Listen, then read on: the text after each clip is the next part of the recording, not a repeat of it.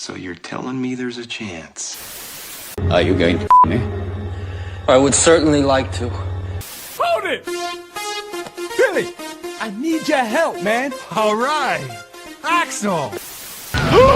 The following is a world-class Bullshitters exclusive.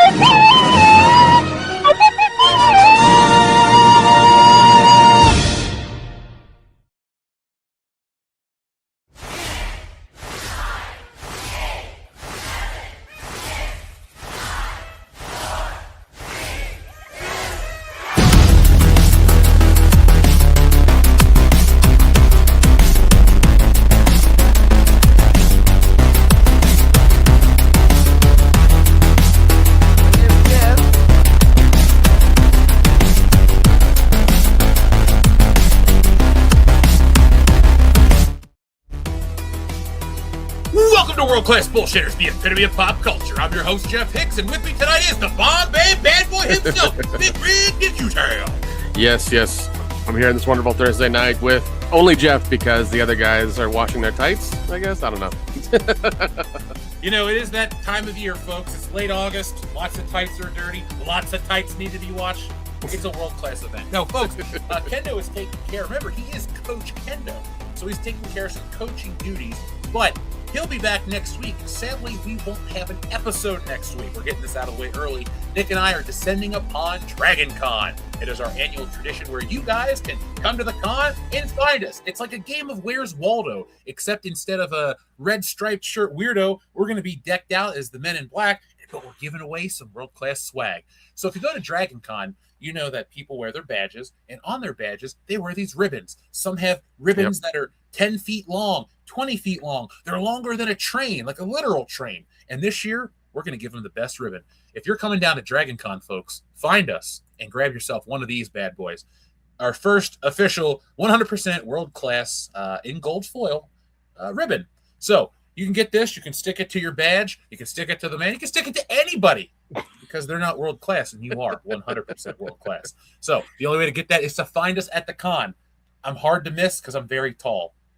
And Nick laughs just like he does on the show. Yeah, so miles away. So and I mean Jeff might be very tall, but we also move pretty fast through like all the hotels as well. Absolutely.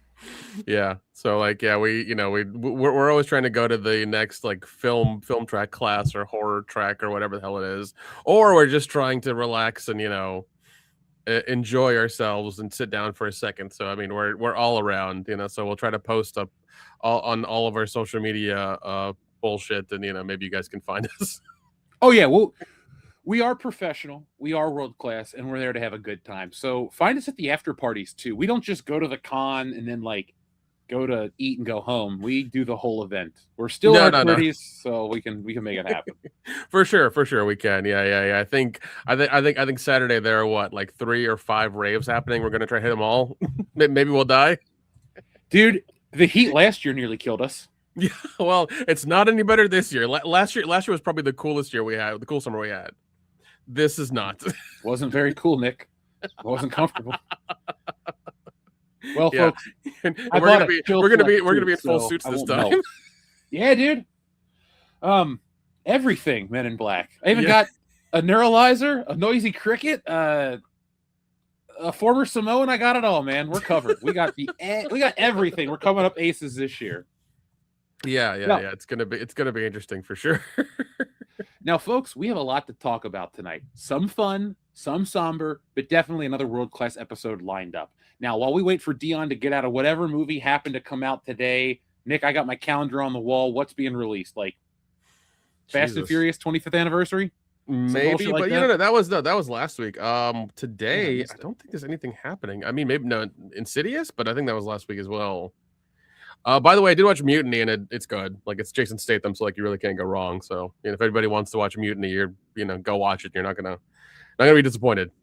Dude, he has evolved into his final form where everything he does is equally entertaining.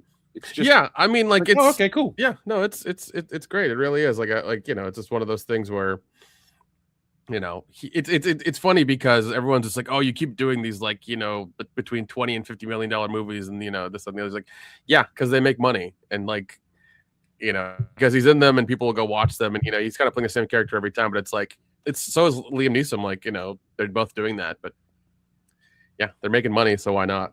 Dude, They keep getting called back. Oh yeah, dude, it's a cottage industry. I call it dad rock action movies. Every January or in the weird off seasons, you'll get Liam Neeson or Jason Statham or sometimes now Mark Wahlberg. But my point is you get these middle-aged guys that come back and they kind of make the same movie every year, and I kind of go see the same movie every year. The Beekeeper is essentially a working man, which is essentially Mutiny, which is slightly different than that movie with the shark. But they're all Jason Statham. By the way, I did pull a Dion and get totally smashed at the theater and watch Mutiny. So there was that, because I feel like for Jason Statham, I needed to do that. So I did that to play The Sims. I figured out that my one save file that I always talk about where I torture the people, one was corrupted. That's why I couldn't torture the people. Now that I figured it out, one of them just died. So yeah. Goodbye, Dina Suffer. Oh God! By the way, the movies that came out, I think this weekend or like tonight, Insidious, In and Out of the Future. I don't know, Buddy, which looks like a horror movie, Coyote versus Acme, and then The Dog Stars. Whatever. Oh, I bet you Dion's seeing that with Josh Brolin. Yep, The Dog Stars, or you might be seeing Coyote versus Acme. So, I think I want to go in your Mutiny state of mind and go watch that movie. I think it'd be kind of fun. Definitely. I mean, they shelved it for like 5 or 6 years, and now, they finally brought it out. Hey, better late than never, though. So we got that going for us. Now, folks, tonight we have, like I said, some somber stuff, some world-class stuff, some funny stuff. But first off, let's get to the world-class stuff, you guys. So shout out to everybody who's joining us tonight. Let's give a quick shout out to people in the chat like Vincent, Nathan Simmons, Grizzly Nightmare, Kaiju Expert Al, Sejorjan. We also have Clone Geek, Jose Morales. Let's see who else we have. Shrebbles08, Breadman Productions. Let's see. Hembry Jeremiah and Enrique and a lot more. People are just rolling in, folks. I could sit and say good morning, good night, good evening to everybody that rolls in. But if you're joining us, thank you very much. If you missed last week's episode, you know that we had a banger. It was one of our best episodes ever. It was our only 500th episode ever. But I want to thank everybody again for making it a big success. And if you missed it, go back and listen to it. It's an evergreen episode. It's about you guys. It celebrates what we've all built together. Yeah. And it has the Hall of Fame, which means that everybody has a chance to be inducted into the 2027 class. So the only way to be a part of the WCBS Hall of Fame is get our attention in a positive way and be a part of the show. You guys know who was inducted last week. If you're ready for next year and you want to be in that Hall of Fame and get the perks and the accolades that go along with it, well, just do those two things. Also, be excellent to each other. But we're going to be excellent to you guys right now. Our friend Sejorjan, thank you very much for your generous super chat. He says, the real Optimus Prime dying 1 month before the 86 Transformers 40th re-release titled Apology Tour to apologize for the death of Optimus Prime is some weird cosmic bullshit. I watched the clip of him, well, okay, not Peter Cullen, but of Optimus Prime dying today, and I thought, man, I bet you there are so many people thinking of this scene right now, tearing up, because that's their hero, It's like watching He-Man die or Spider-Man or something. If they killed off Spider-Man in a movie, I'd be like, oh no. So yeah, that one was that one was weird to hear it, but it's just like especially I think last night in our little chat group we had a little like scare as well. Oh, I'll talk about it too. So folks, Google posted that Annie Potts died, aka Janine from Ghostbusters, and I was like, no way. And I checked it, and on Google it popped up. So if you've seen anybody talk about that or us, it was a Google mistake. How are we supposed to know that Google claims somebody's dead and they're not? So, but also like how does Google get that information and then put it out? Like and like we know there's been hoaxes before, but like how does I'm just curious like how that happens. Somebody told me because she had been posting articles about Tim Curry's death that Google, the AI or whatever, thought that since her name popped up in death articles, they also thought she died, which I don't like if that's how the internet works. Well, Because, I mean, AI is pretty dumb, so that makes sense. yeah, I love how they're like, it's going to take jobs. Whose? Not McDonald's employees.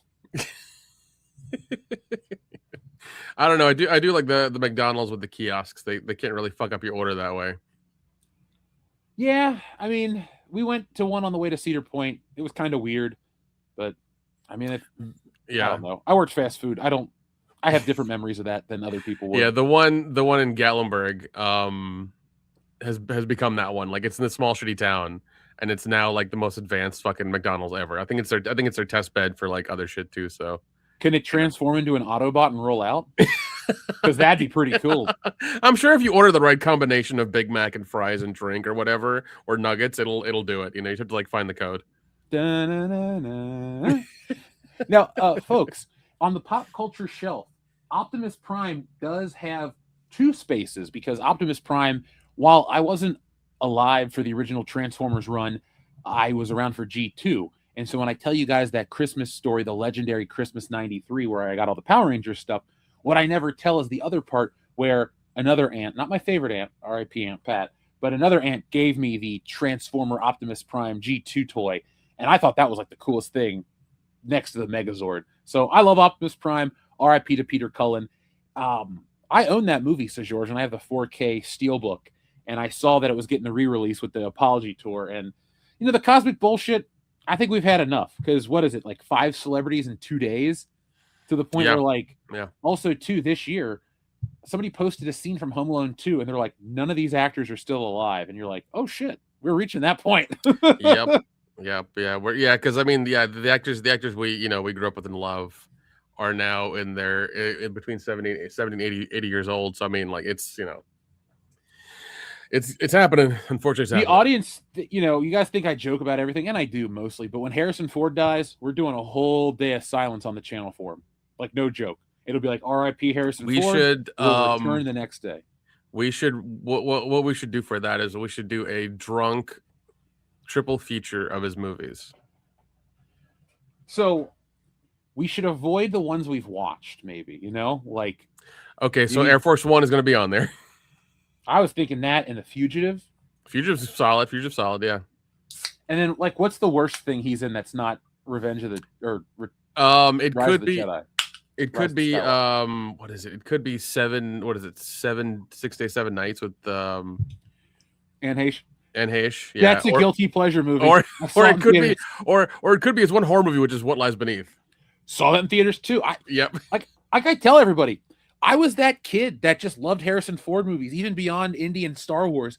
He was just like my go-to as an actor. When I think actor, that guy. And still to this day, I know he's like almost 90 and hanging out with Cookie Monster and shit. But when I think actor, I go, oh, Harrison Ford. So yeah, I think there's one. I think there's one where he played a hacker as well too, and I was like, that would be fun to watch because like that man could probably barely use a rotary phone now.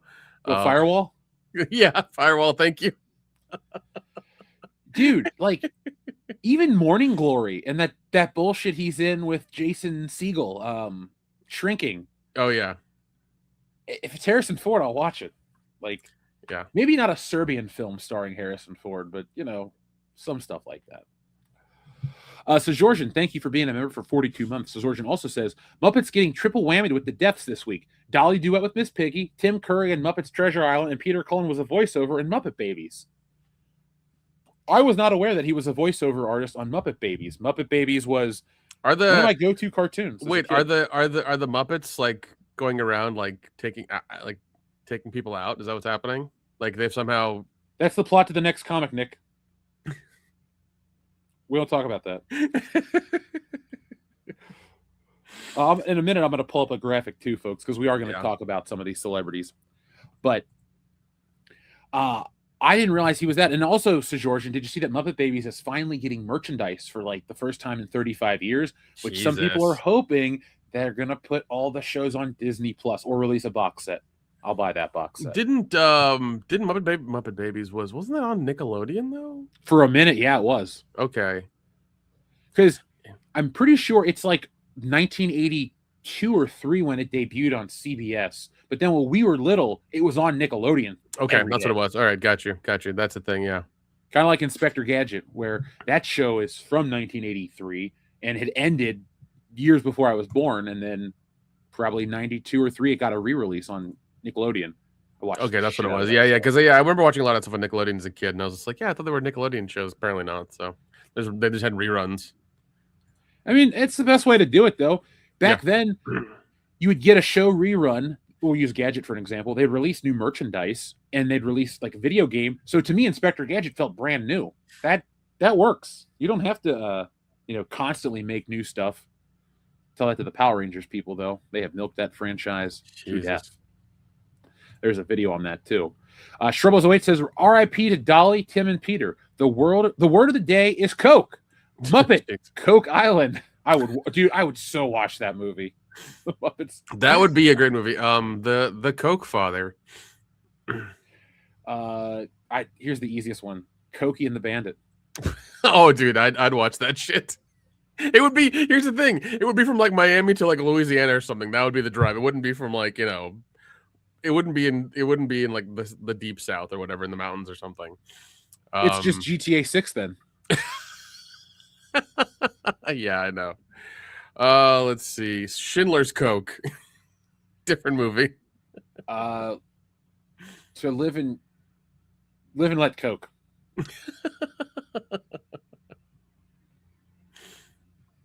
Let's see. Saving Private Ryan's Coke.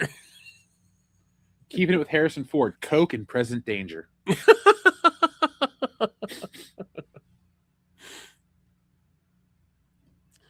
Let's see.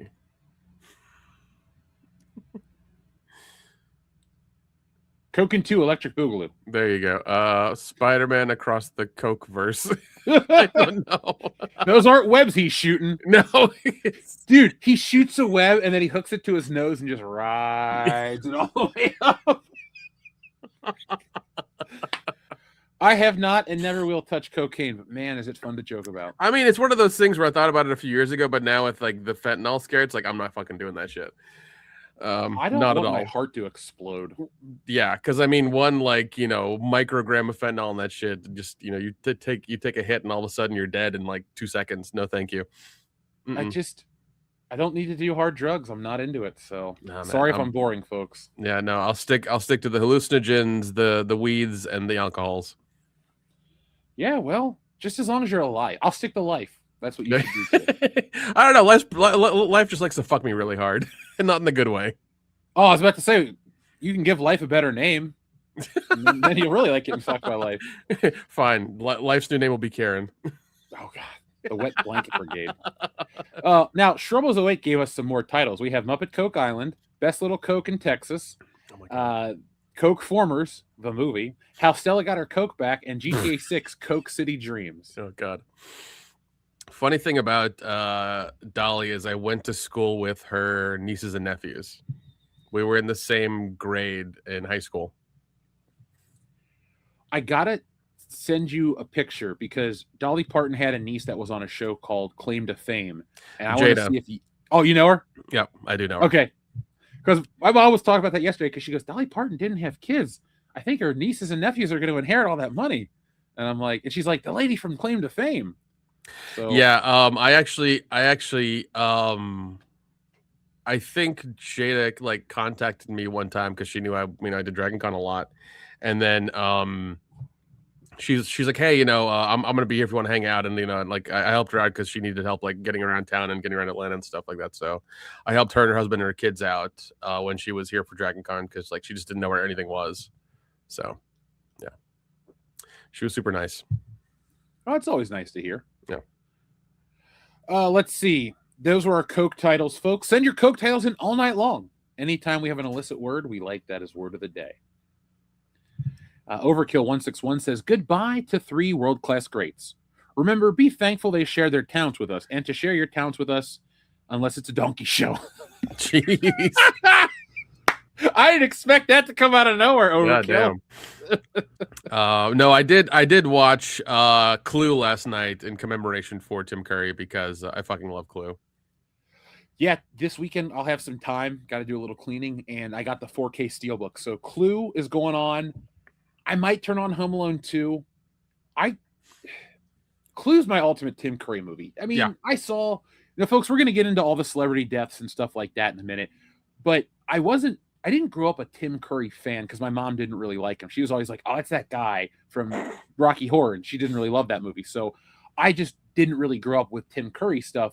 But then I got a little older, and I would watch Clue and It and Home Alone 2 every once in a while. Yeah. So Tim Curry, also too, man, he is in one of the best Tales from the Crypt episodes, Death of Some Salesman, where he plays the mom, the dad, and the sister that sleeps with Ed Begley Jr. It's awesome. Like, you have to watch that episode. He was also in a spoof movie with like Samuel L. Jackson and some dude from the Mighty Ducks. I think it's called, I forget, it's like Lethal. Oh, Loaded Weapon 1. Loaded Weapon 1, thank you. Yeah, that's what it was. And he's in that. He's like a bad guy. He's like a very like comic, like, he's I think he's a comedic henchman for William Shatner, and he does a killer job in that. But also, Home Alone 2 is my mom's favorite movie. Like, whenever the scene comes up where they're in the room and the kid's playing the sounds, and he's blaming, he's like naming off the people, and he's like, Phony Bob and Cliff, and you see the old man, his badge, Smooching Cliff. Smooching Cliff, yeah. My mom will laugh so hard she can't breathe because of that part, because like she loves that movie so much. Every Christmas I'm down there, like, always make sure I bring a copy with me. Either it's on the server or it's on a jump drive so we can watch it. So it's always like on me in case we ever want to watch it. Dude, Tim Curry's just delivery when they're talking about smooching him, and he's like, and like he looks over at him. That man, yeah. We'll talk about Tim Curry in a second. Because we want to give everybody the respect they deserve. Our friend G STEM has a great way of living. Drink water, watch DVDs, listen to CDs, and buy O-Ring action figures. O-Ring action figures?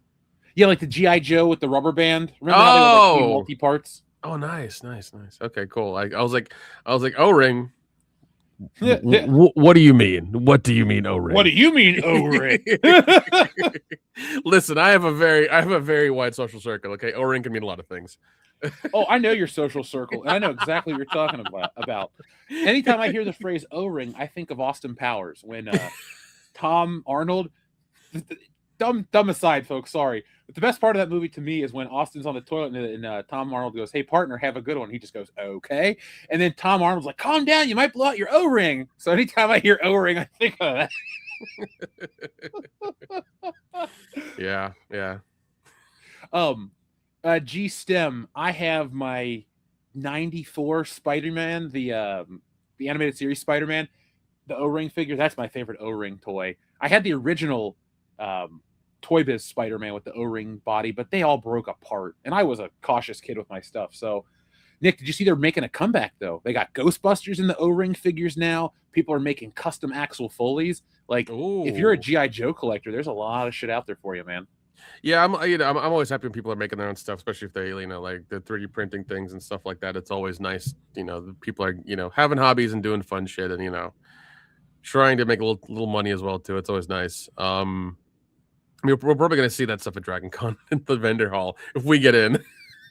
My buddy just bought another 3D printer. It's his 30s doing. Oh no, I talked to him. I talked to him the other day actually, because I'm always sending him like Instagram reels I find of like ridiculous 3D print and stuff. So like, yeah, I'm always sending him that stuff. So he's making me a Wokebusters light board, like light sign, like a that you see at a bar.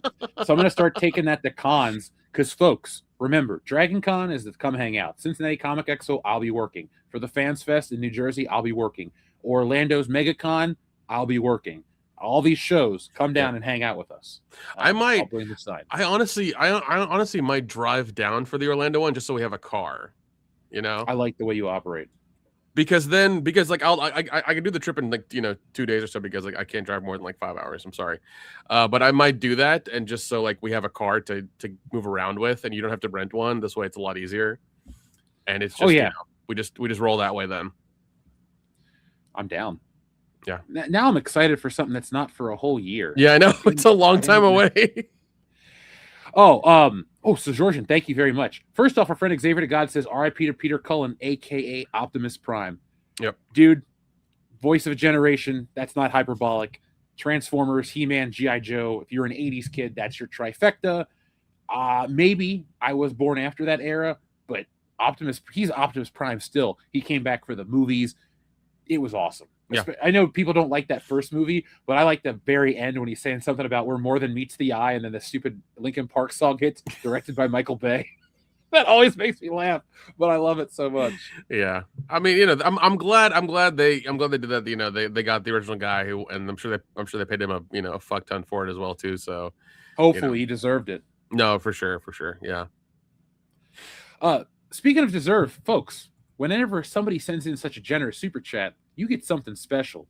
Professor Scott Steiner is in session. You know, they say all men are created equal, but you look at me and you look at Small Joe, and you can see that statement is not true. See, normally if you go one-on-one with another wrestler, you got a 50-50 chance of winning. But I'm a genetic freak, and I'm not normal. So you got a 25% at best at beating me. And then you add Kurt Angle to the mix, your chances of winning drastically go down. See, the three-way at sacrifice, you got a 33 1/3 chance of winning.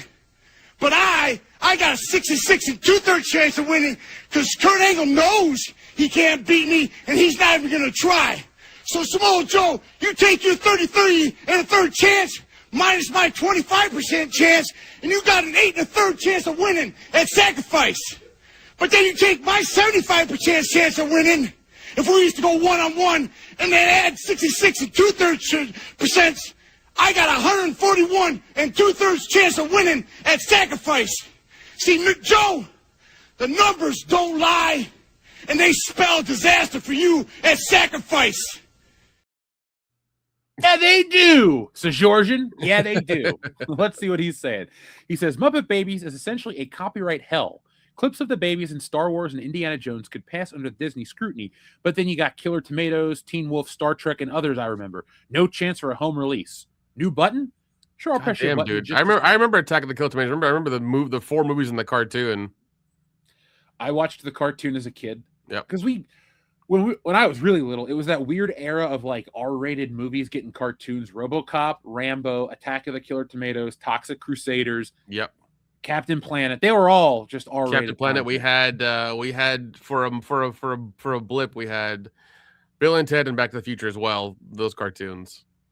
My first memory of Back to the Future isn't the movie, but it's that cartoon with Doc Brown. You remember how he would do the interstitials between the commercial breaks? Yep. That's what I remember of him standing in front of a board, thinking that guy's weird looking, and then I watched it, and it's my favorite movie. So I think it all worked out.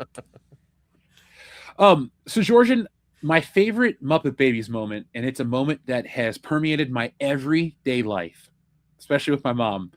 Anytime we're looking at something in the mail and it arrives in 6 to 8 weeks, she'll say this and I'll say it. I'll go, oh man, it doesn't get here for 68 weeks. And like, that's just a stupid line from that show, but it's been over 30 years for us, closer to 40 for the existence of the show. But 6 to 8 weeks is officially 68 weeks, no matter what it is. Always, oh man, 68 weeks. Yeah, because apparently it's on the back of a snail. It's gonna get to you in a year and a half. Dude, it was great because they were trying to get Playhouse in the mail, and that's what they're waiting on. And I think there's a whole like a Beetlejuice parody in that episode too. Instead of Beetlejuice, it's called Screw Loose. I mean, this is a long time ago, but no, yeah, and I think there was like 2 seasons of it in total or something. Like there wasn't a lot of episodes. But I very distinctly remember, like, I'm sure if I hear the music, the introduction music, it'll activate me like a fucking, sleeper cell. Muppet Babies, we make our dreams come true. Dun, dun, dun, dun, dun. Yeah, there you go. Sleeper cell, Nick, activated. Well, I know when I was on Pete's show and like I heard like the Living Color introduction, I was like, fuck, okay, like it happened then too. I'm thinking of that song now. It makes me want to dance. Yeah. In Living Color. That's a show that's better than Muppet Babies, but I don't know, man. Muppet Babies was awesome. That's what got me. Muppet Babies was cool, man. Yeah, it was a fun show. It was a really fun show. So I'm wondering, I got to go back and find a clip. I wonder what the Teen Wolf thing was, because I would die laughing if they accidentally intercut either one of two scenes. What are you looking at, Dick Nose? Or the scene when the dude let his dick hang out of his pants at the end of the movie. That would be so funny if Muppet Babies didn't realize that and they put that clip in there by mistake. I'm sure if I sail the high seas, I'll be able to find the complete like series of Muppet Babies. I'm sure. Yeah, and I would be the kind of guy that would watch that one Saturday at a time. Well, I'm just well. Also, what I'm saying is, bring your hard drive. I'll bring a new one. Well, I'll bring one that has a lot of space. Dude, I got all the backups. Like every time I look away, folks, I'm looking at the stuff I'm talking about. It's like, hey, a hard drive right here under this pencil case. Hey, look, my other microphone right here. Yay. All kinds of stuff. Oh no, look, it's He-Man. Like, yeah. Well, apparently, I remember hearing that He-Man did really good on Amazon Prime. That apparently they're thinking about doing a part 2. I'm just like, it deserves it. It was a lot of fun. Like a billion minutes viewed or something, or a billion hours watched. Yeah. It was something wild like that. It is a well-made film that had really good visuals, really good effects, action, likable cast. Yeah, I liked the tone. It is the ultimate, like, hey, it's a Saturday afternoon and I got nothing to do. I'll put on Masters of the Universe and enjoy it. Yeah, it was really good. Really enjoyed it. Yeah, especially the way they did some stuff at the ending and did a lot of cliffhangers. I was just like, it definitely deserves a part 2. So real quick, before we step away from the Muppet Babies, because now that's all I can think about. Who was the shittiest Muppet character overall? It doesn't have to be a Muppet Baby. It's just, the shittiest Muppet character. Trying to think, man. Like they're all like the problem is they're all memorable, but I think there were a couple of one-offs here and there. Yeah, I mean this character they call Walter from the Muppet movie from 2011. He was pretty like fucking milquetoast. Like he was just like there and gone. Nobody gave a shit about it. The Muppet I always think of though, besides the main cast, is American Eagle Sam, the blue one, in the Great Muppet Caper, where he comes out and goes, "You are all weirdos," and then slings. Yeah. He's one they bring out only seldomly. But like I know somebody said the shrimp character. Shrimp character's funny. I do like the shrimp character. He's pretty funny. He only seldomly comes out. The Muppets that are on drugs are definitely Janice and Animal and Skeeter. Yeah, no, Skeeter for sure. But we do need more like reimaginings with Muppets. We need like Christopher Nolan to make like a serious movie with Muppets. Like once we get to that point, the timeline and the world will heal and everybody will be happy and we'll be fine. Once we get a Christopher Nolan serious movie with Muppets, everything will be okay. I wouldn't mind The Exorcist with Muppets. That would be awesome. Like we need more Muppets in our movies. We really do. And we need Frank Oz to do the voices. Yeah. Well, unfortunately, I think he's getting up there too. Yeah, but he's still alive, so he is. I do see him and things here and there all the time, and I'm always like, oh, I know that guy. He's fucking Kermit. Dude, for as much as I like his Muppet stuff, he is the director of Bowfinger First to me, because that's one of my all-time favorite movies. Like, that's so good. Or Trading Places. Oh yeah, La Boheme and Opera. Oh yeah, he was also Yoda. I guess we should talk about that. Oh shit, yeah. That makes sense. Okay. All right. So, Georgian, thank you very much. New button. Let's see. We have a couple from last week. We're gonna give you a couple. Hold on. Yeah. Well, I won the belching contest at work. Very nice, Homer.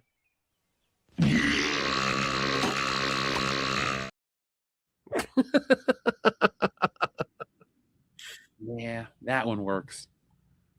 I didn't get to watch this lady's documentary, but I think I will soon enough. Oh yeah, I heard about that. They're doing a whole fucking like crazy documentary about her.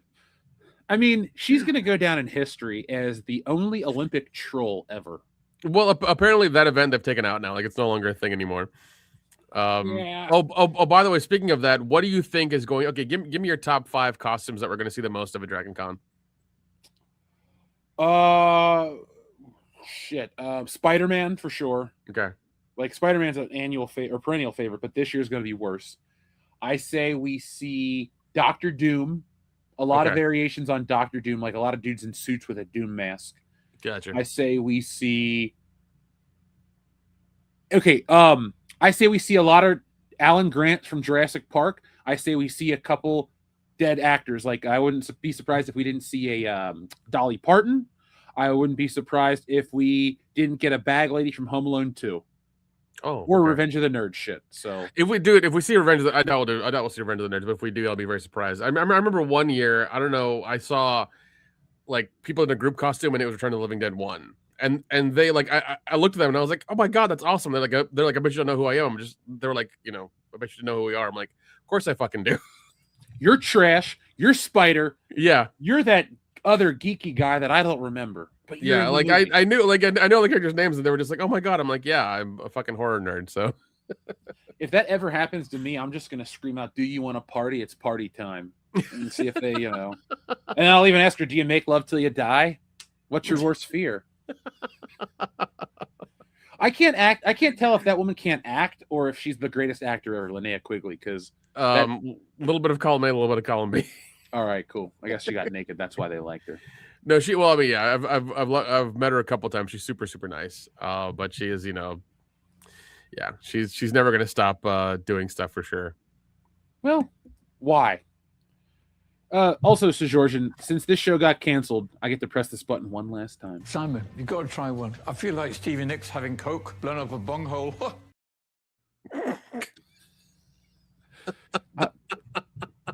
I'm still mad that show got canceled. Like, it was legitimately fun. I mean, it's fucking Marvel, and they got a new CEO. So I mean, he's gonna cancel everything and try to save money and make a profit and that bullshit. So that's all it is. I mean, that's why they probably quit doing Blade, because they're just like, yeah, it's eating too much money. Let's just stop it. So, but the weird thing is, dude, like that they talk about diversity in superheroes. They create something with Wonder Man that's funny and has nothing to do with him being black. Like he's a French whatever, and they don't deal with any of the American stuff that people have fatigue from. It's very different. And then it's just a straight up comedy. The only thing I could understand, like people in our sphere or adjacent to it that are like burned out on Hollywood, because it's very idealistic of the actor's dream to make it in Hollywood. Yeah. But like, if you're not like angry and bitching about like, oh, they should just move to Texas instead, it's like, that's fine. That's your own political views. But for a character that their dream is to be an actor, this show knocks it out of the park. It doesn't even feel like a Marvel show. Like, I still recommend you watch it, dude. Yeah, I definitely need to. By the way, have you heard about Texas and their new law that's coming out or happening or already happened? They're not the state where you have to have a driver's license for an e-bike, is it? I think that might be them, but for sure I know that they just recently like locked down weed. Like if they find you with a cartridge, it's like 25 years, I think, and like 5 years in jail. Like it's really severe. Jesus, like I get it. They're trying to keep alcohol as part of their culture, but Austin's about to go out of business. Yeah, dude. I mean, it's the same thing in the South in Tennessee. That's why like they tried doing like, what is it, pot for potholes in Tennessee, but it didn't go through because alcohol owns that state. Hence why when you go from one end of Gatlinburg to the other, you can get really, really drunk on about $40. Cincinnati is a blend of both, and you can definitely see the alcohol consumption just decrease. Like we have Bachfest and we have all these beer festivals and other events, and even Oktoberfest. People are there to eat, people are there to party, but man, there is just a cloud that travels everywhere. It is what it is. For sure. Xavier to God, thank you very much for both of these. He says, RIP to my favorite Pennywise, Tim Curry. Mine too. Yep. That's, best scene of that movie is when he's in the library and he goes, "Excuse me, sir, do you have Prince Albert in a can? You do? Well, you better let the poor fellow out." I don't even know what the fuck that is. But it always gets me. And then he starts spinning the thing. Oh my god. I gotta watch it. If I had 3 hours to spare tonight, I would definitely watch it. Oh my god. Same. Jeez. Yeah, that movie. Fuck, dude. Xavier God also says Cullen was also the announcer and narrator on Toonami. Oh yeah. Yeah. Dude, Toonami, the first well, maybe not the very first, but when it was like Tom and Dragon Ball Z and Reboot at 5:00, that was Toonami. That was the best one. Oh my god, Reboot. Shit, that brings back memories. It's a deep cut show, man. Yep, it is.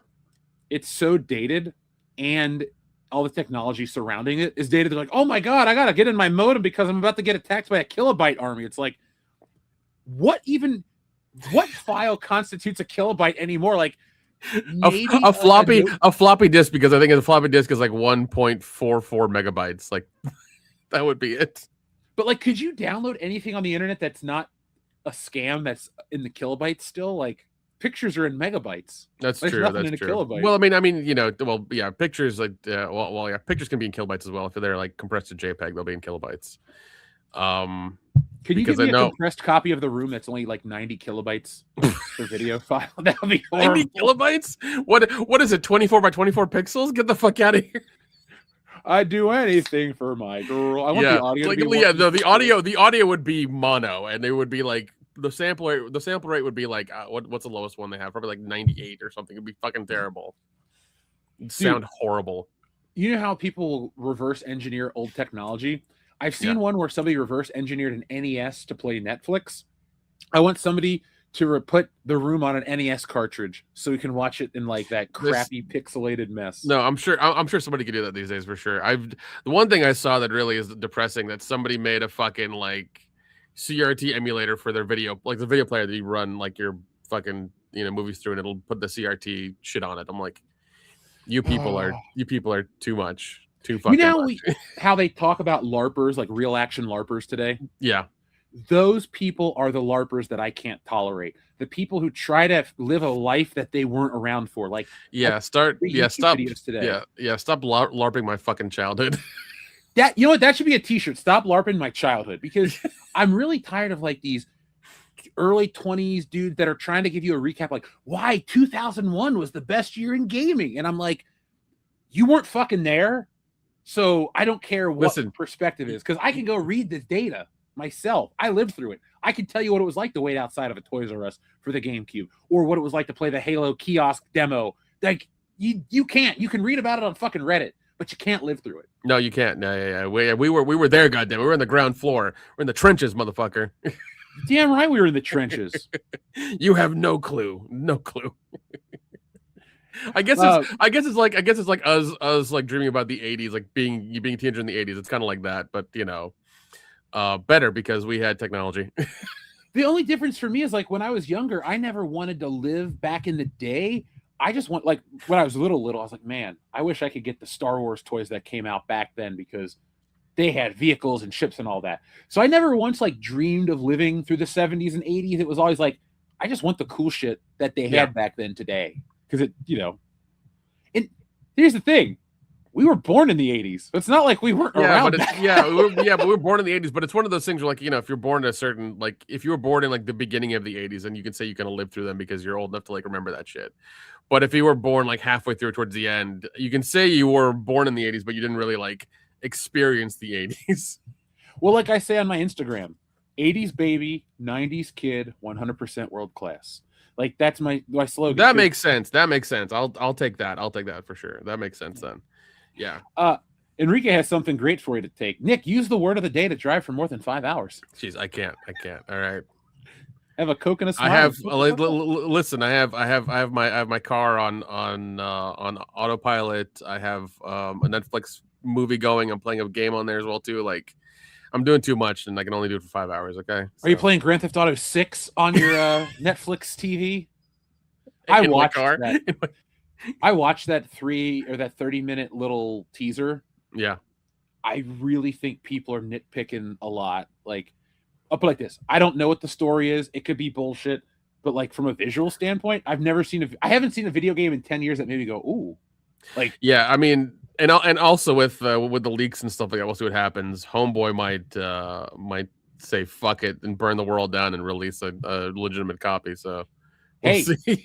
If he were to release all the leaks and ruin the story, I would read all the leaks, watch all the leaks, and still play the game, because this is the only time I'll bring this up until we get a little later, folks.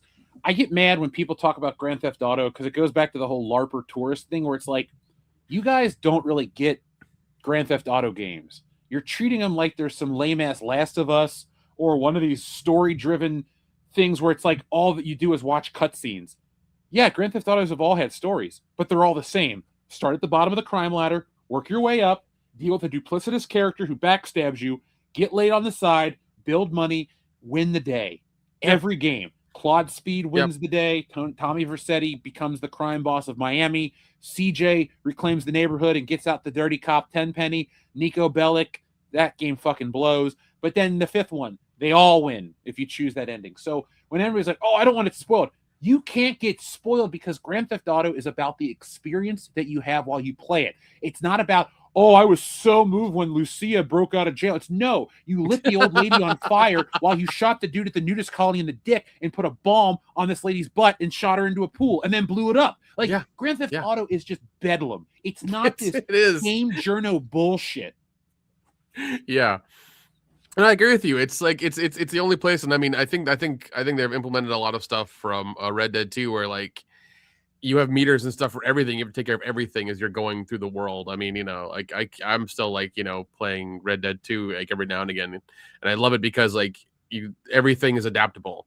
And I've become a piece of shit in that game. I'll rob that train in the tunnel like every couple of days, and just take all the money and take it to the fence. And I think I'm up to like $10,000, like, you know, for my dude, so I can like do anything in that world. I'm thinking about streaming the new Grand Theft Auto because when I play, I do the most deplorable shit. Like, do it if there's if there's like a co-op mode, I want to get in on that shit too. You know me, like I'm the type of dude that's like, oh man, I stole the guy's car, but he came after me and said something stupid. So then I got out of my car and I shot him. Then I lit his body on fire. Then I drove over the car a bunch of times. Then I blew up the car on top of the guy, and then I kicked his corpse. Like, I won't even like. You won't even blink when that shit happens. Yeah. No, in the real world, it's like, oh, man, I'll drive out of the way to avoid a duck or all this crap. I'm not going to hurt anything. But in Grand Theft Auto, It's all pixels, man. It's all fucking pixels. Oh yeah. 90s that playing bad video games are going to turn you into monsters and killers and serial muggers and all this other shit, which I've never done any of that stuff. Hillary Clinton, thank you. Thank you for trust. You know, I mean, especially the way we grew up, where like our parents were like, "Hey, you should watch RoboCop 2 at like 6." Or my mom's like, "Hey, you can play Mortal Kombat. It's no big deal." Yeah, exactly. Yeah. Shit like that, you know, where we were watching shit. I mean, hell, I remember sneaking fucking Faces of Death over to my house when my buddies are coming over when I was like probably 13. We watched that, you know, and it was just like one of those things you did as a kid, as a dumb kid, so, you know. Yeah. Yeah, and it also too, like, just playing edgy Grand Theft Auto. It's like, hey, I robbed a hooker after I slept with her. That was like, that was the thing. Yeah. There was a whole cutscene where like if you got a hooker, she would like you drive to a certain area. Your car would rock up and down, and the camera would turn so you couldn't see that they were just sitting there. Yeah, and then you saw the back of the car, and like that was it. Like it would steam up, and then there would be shadows and shit. And then the hooker would get out, and like you see your money go down a little bit, and then you'd kill her, take the money back, and you get more than you came with. Haha. But don't tish. Dude, I remember getting a PS2, and my buddy's like, you can borrow Grand Theft Auto 3 because he was done with it at that point. And I was like, this is the greatest thing I've ever played. Forget GoldenEye. And I played that for a year until I got an Xbox, and then I got the Vice City 2-pack, which then I played for a year until I got San Andreas, which I still play to this day. So yeah, I might try to find a physical like remastered copy of like Vice City or some shit like that, and play that. Well, talk to me if you want. I will bring down a hard drive with everything that you need to play Vice City. Oh yeah. I need that stuff too, for sure. Look it, dude. If you get yourself a Bluetooth controller that looks like a PlayStation, you don't ever need to buy any of these consoles, these retro ones that these guys, oh, let me cut you a deal. Let me sell you a PlayStation 2 for $300. It's like, bitch, it was $300 26 years ago. I'll pay $50. Like, right before the pandemic, I bought another PS2 for $50, and then I bought a couple games, and they were like $5 to $10 each. Yeah, I'll see if I can buy my buddy's gaming PC. I don't think he's using it, and I'm gonna see if I can use that as like my kind of virtual console and just hook it up over here to the TV and stuff. So it'll be I can just play stuff like that, because like actually that's what I was doing. I had that Backbone piece for my phone, and while I was like traveling to Kendo and to California, like that, I was using that because I had my internet here tethered to it. so I could play all the games here. I fucked up the PlayStation, but I was able to use Xbox and still play Halo, so that worked. The bullshit Halo that's out now. Yeah. Combat Evolved remake ×2. Yeah, it was a cool concept in 2011. Yeah, not in 2026, but yeah. So I was playing that while I was like in the airport and like in my hotel room and shit like that. You know, Ed Kennos and stuff. So yeah, it was fun. I accidentally fell into playing Call of Duty today. So oh no, I know, right? Let me read a couple more of these, and then we're gonna start talking about the celebrity death because, folks, this image isn't just this; it's all of this. Like, there's a lot to cover, and it doesn't even include Tim Curry. It doesn't include Peter Cullen. It just keeps rolling. So, you know, we want to give the people the respect they deserve. Our friend Xavier God says, Jeff, people love the 2007 Transformers movie with the Linkin Park, What I've Done. It's the sequels where people start to hate the movies. There were too many sequels. Way too many sequels. So, Xavier to God, I went from my cousin's high school graduation party, picked up all my buddies, and then we went and saw Transformers 1. I liked it. I liked it then. I saw it probably 10 years ago, and I was like, I don't dislike this one. There's something that's just okay about it. It's very watchable. Like a lot of those early Shia LaBeouf movies, like Eagle Eye or the Rear Window ripoff, like they're not great. Yeah, things like that, yeah. But they're so watchable. You're just like, okay. And that first Transformers movie, it's got the right blend of humor, and I do like the ending. And Megan Fox was hot for a hot minute. Like, she was in everything. She was, man. She was. And you know, she was kind of back now, but not really because she's still like, you know, people found out that she's horrible. Yeah. I mean, who isn't horrible? That's also true. Kurt Russell is not horrible. No, he's not.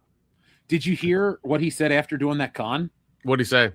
How much he loved it, and the people, he's like, normally people come up to me and ask me for autographs so they can scalp it.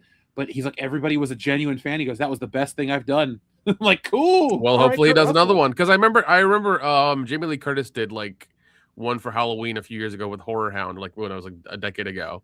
2012, my aunt went to it. Yep. But then she would do them every couple of years and stuff like that. So she did them as well.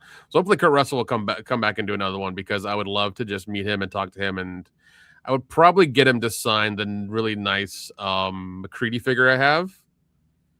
I'd have him sign that for sure. I would do a print. I'd say, would you sign this for me? And it would be him as Han Solo. It'd just be, what if you were Han Solo?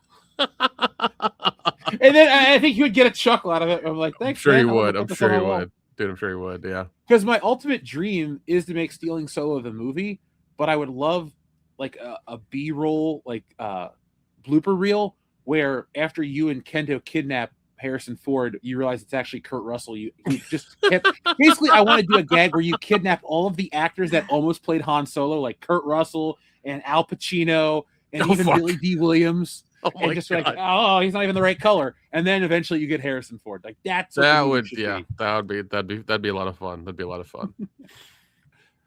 Xavier to God, thank you though. 2007, man, was a good time. Graduated from high school, played a lot of video games. Xbox 360 was my life. So Georgian says, in happier news, happy 78th birthday to Sergeant Slaughter. Death, take Hanoi Jane Fonda instead of Slaughter when it's time, please. Dude, we are a pro Sergeant Slaughter channel. We love Sergeant Slaughter. I'm even friends with his daughter on Facebook. They're all cool people. Like, I love wrestling legends. You guys know this.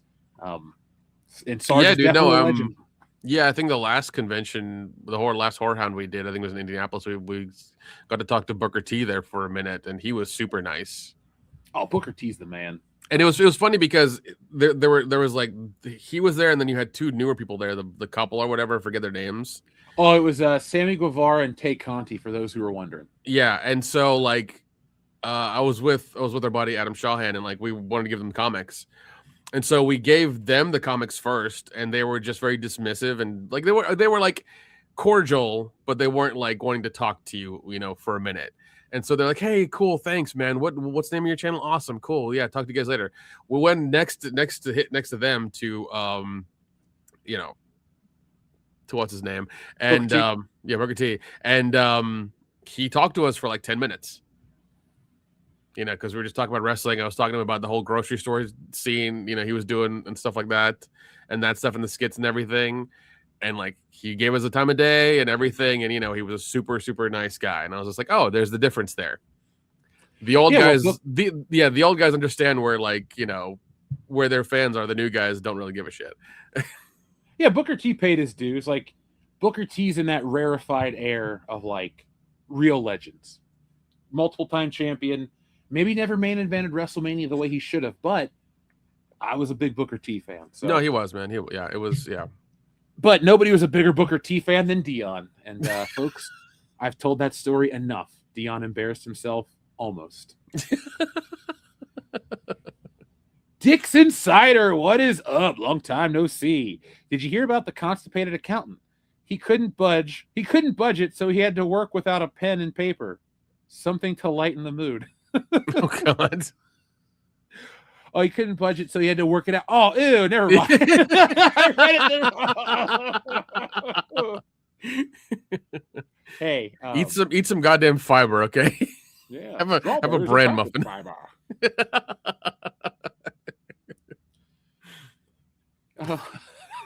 That's all I can say. I'm just gonna laugh.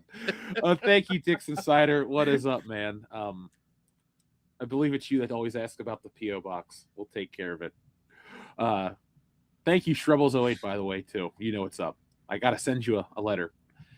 Enrique says, "Hail WCBS, Avatar, the Last Coke Bender." That's the best one. The Last Coke Bender. Oh my God. Tell that to Nicolas Cage.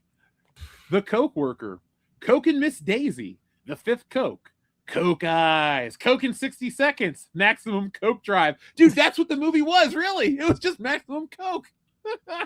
Maximum Coke Drive. That's literally what it was, because that's how fucking Stephen King directed. He doesn't remember directing that movie. He doesn't even remember like writing that book. He's like, I don't know what happened. Oh, it shows. It shows. Well, even the promos he did for it were just like, yeah, dude, you're really riled up for no fucking reason. You know what my favorite part about those promos are, Nick? What? The fact that it's the Halloween 3 music in the background the whole time. Oh, shit, yeah. Yeah, Cherry to Pumpkins. Yeah. Oh, by the way, have you heard about Halloween 1 through 3 coming back to theaters? No, when? October, obviously. Yeah. I think it's towards the end of October, but yeah, I think if you look it up, they'll have dates and times and all the other fun shit. So. Nick, I would love if they would show them all back to back, because I would sit there for 6 hours and watch them all. Same. But since I've never seen any of those in theaters, I will this year make it happen. Especially the first one, dude. Oh God, if they well, here's the thing: if they were to do it here in Atlanta and they did like all three back to back, it'd have to be in like a theater that had food and drinks. Like that's the only way I'd do it. So it's like, gotta feed me and I gotta get a little fucked up to watch these movies. Yeah, I want to be about a Bob. A Bob? Be messed up as Bob, not Linda, because that chick was just sloppy. But for sure, yeah. Enrique asked for number 43. Well, Enrique, ask and you shall receive here on WCBS.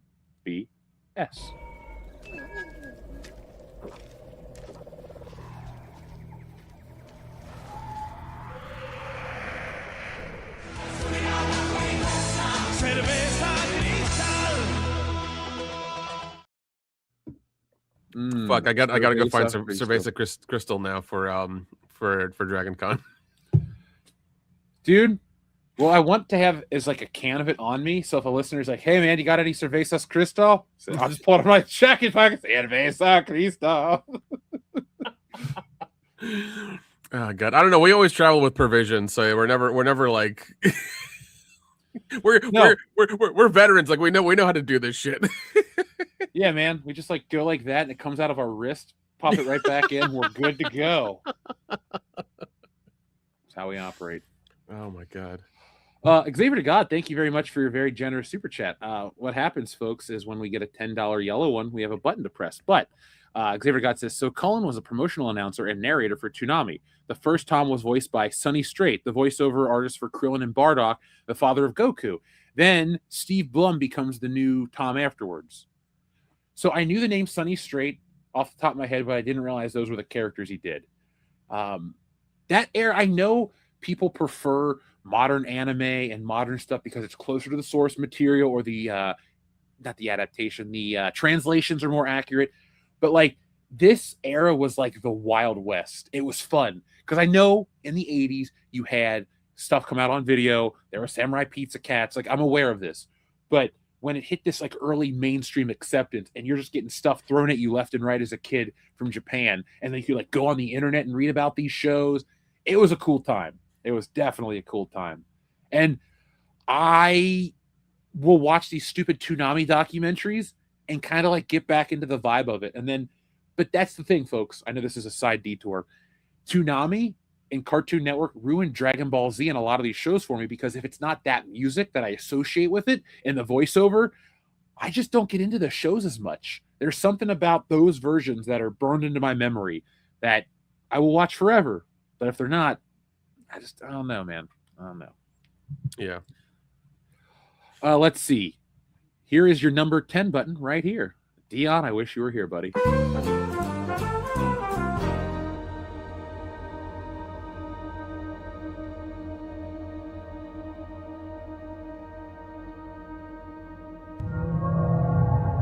Peter. The horse is here.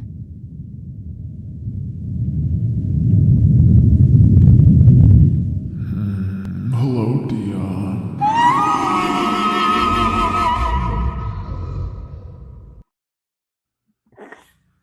Buffalo Jeff will return this Halloween season on WCBS. This might be my favorite comment. It makes no sense, but I love it. From Ooby Dooby Scooby Banooby. 2007's Transformers are just robot spaghetti. Sure. And then Xavier God also says Tom Holland said there should be a gay Spider-Man. Yeah, well, he's a celebrity, and celebrities can, they're really like disconnected from everybody else. So I'm sure he was just saying it to be like, to be part of the zeitgeist, and to still let the left know that he's with them in solidarity. Nick, because they buy tickets and spend money all the fucking time. I got to tell you a story off air about the quote unquote left that are afraid of woke busters. Anyway, really, it's a true thing. Anyway, long story short, does it break their brain when they look at it? Yeah, the words offend them because words hurt. Yeah, because apparently words are bullets or something. I forget what they were saying like a few years ago about words. Yeah, and ogres are like onions; they have layers. Shut the fuck up, people. It's just like, chill out, okay? What I was we're gonna be around a lot of them at Dragon Con, so yeah. You know what? Next year, let's do Princess Bride. I just want to be Andre the Giant. Anybody want to be? I'm just gonna walk up to people and say that shit to them all day. Oh God, I might wear my Tron costume Friday. I don't know. I'll figure it out. Oh, I'm bringing more than one thing to wear. Because I got like a cyberpunk mask as well, and so I might wear that Friday. Well, you remember what I wore for WrestleMania? Yes, I'm wearing that. Yeah, finally. Nice. Well, the good thing is like, what was it like? You're coming. Can I say when you're coming in? Is that fine? Oh, dude. Look, I'm not worried. Our audience doesn't follow us. So okay, all right. You're coming in Wednesday. Thursday we can go pick up tickets because like they're not fucking open. Friday is probably Friday. Hopefully the fucking vendor area will be open. Last year it wasn't. It really pissed me off. But I mean, those 2 days we can just fuck around and like go eat at nice places down here. We can do the giant Asian buffet again. Oh, Gohan. Yeah. Yeah. Remember we waited out in the fucking front of the restaurant for like an hour and a half, but it was so worth it. Dude, we had a couple of drinks or something. So that hour and a half went quick because we're just standing there like talking to each other, standing really oddly upright with our hands in our pockets the whole time. Yeah, we were not sober. We were not sober because we kind of prepared for eating a lot, and it took a while to get there. But once we got there, I could go for some Peking duck. That was fun. And you're thinking, ew, duck on a buffet? This place was awesome. Yeah. I mean, if you want to be brave, I'll take you to Global Mall. We can go eat Indian food. Can we do it at the end of the con, just in Yeah. case, you know, Yeah. I don't have to have Pepto-Bismol with me? Yeah, I don't want you shitting yourself in the middle of your trip. Nick, it's okay. I'm not going to eat any lettuce. I'll tell you what I'll do. Right before you get on the plane, we'll go get Indian food, and then you can get on the plane.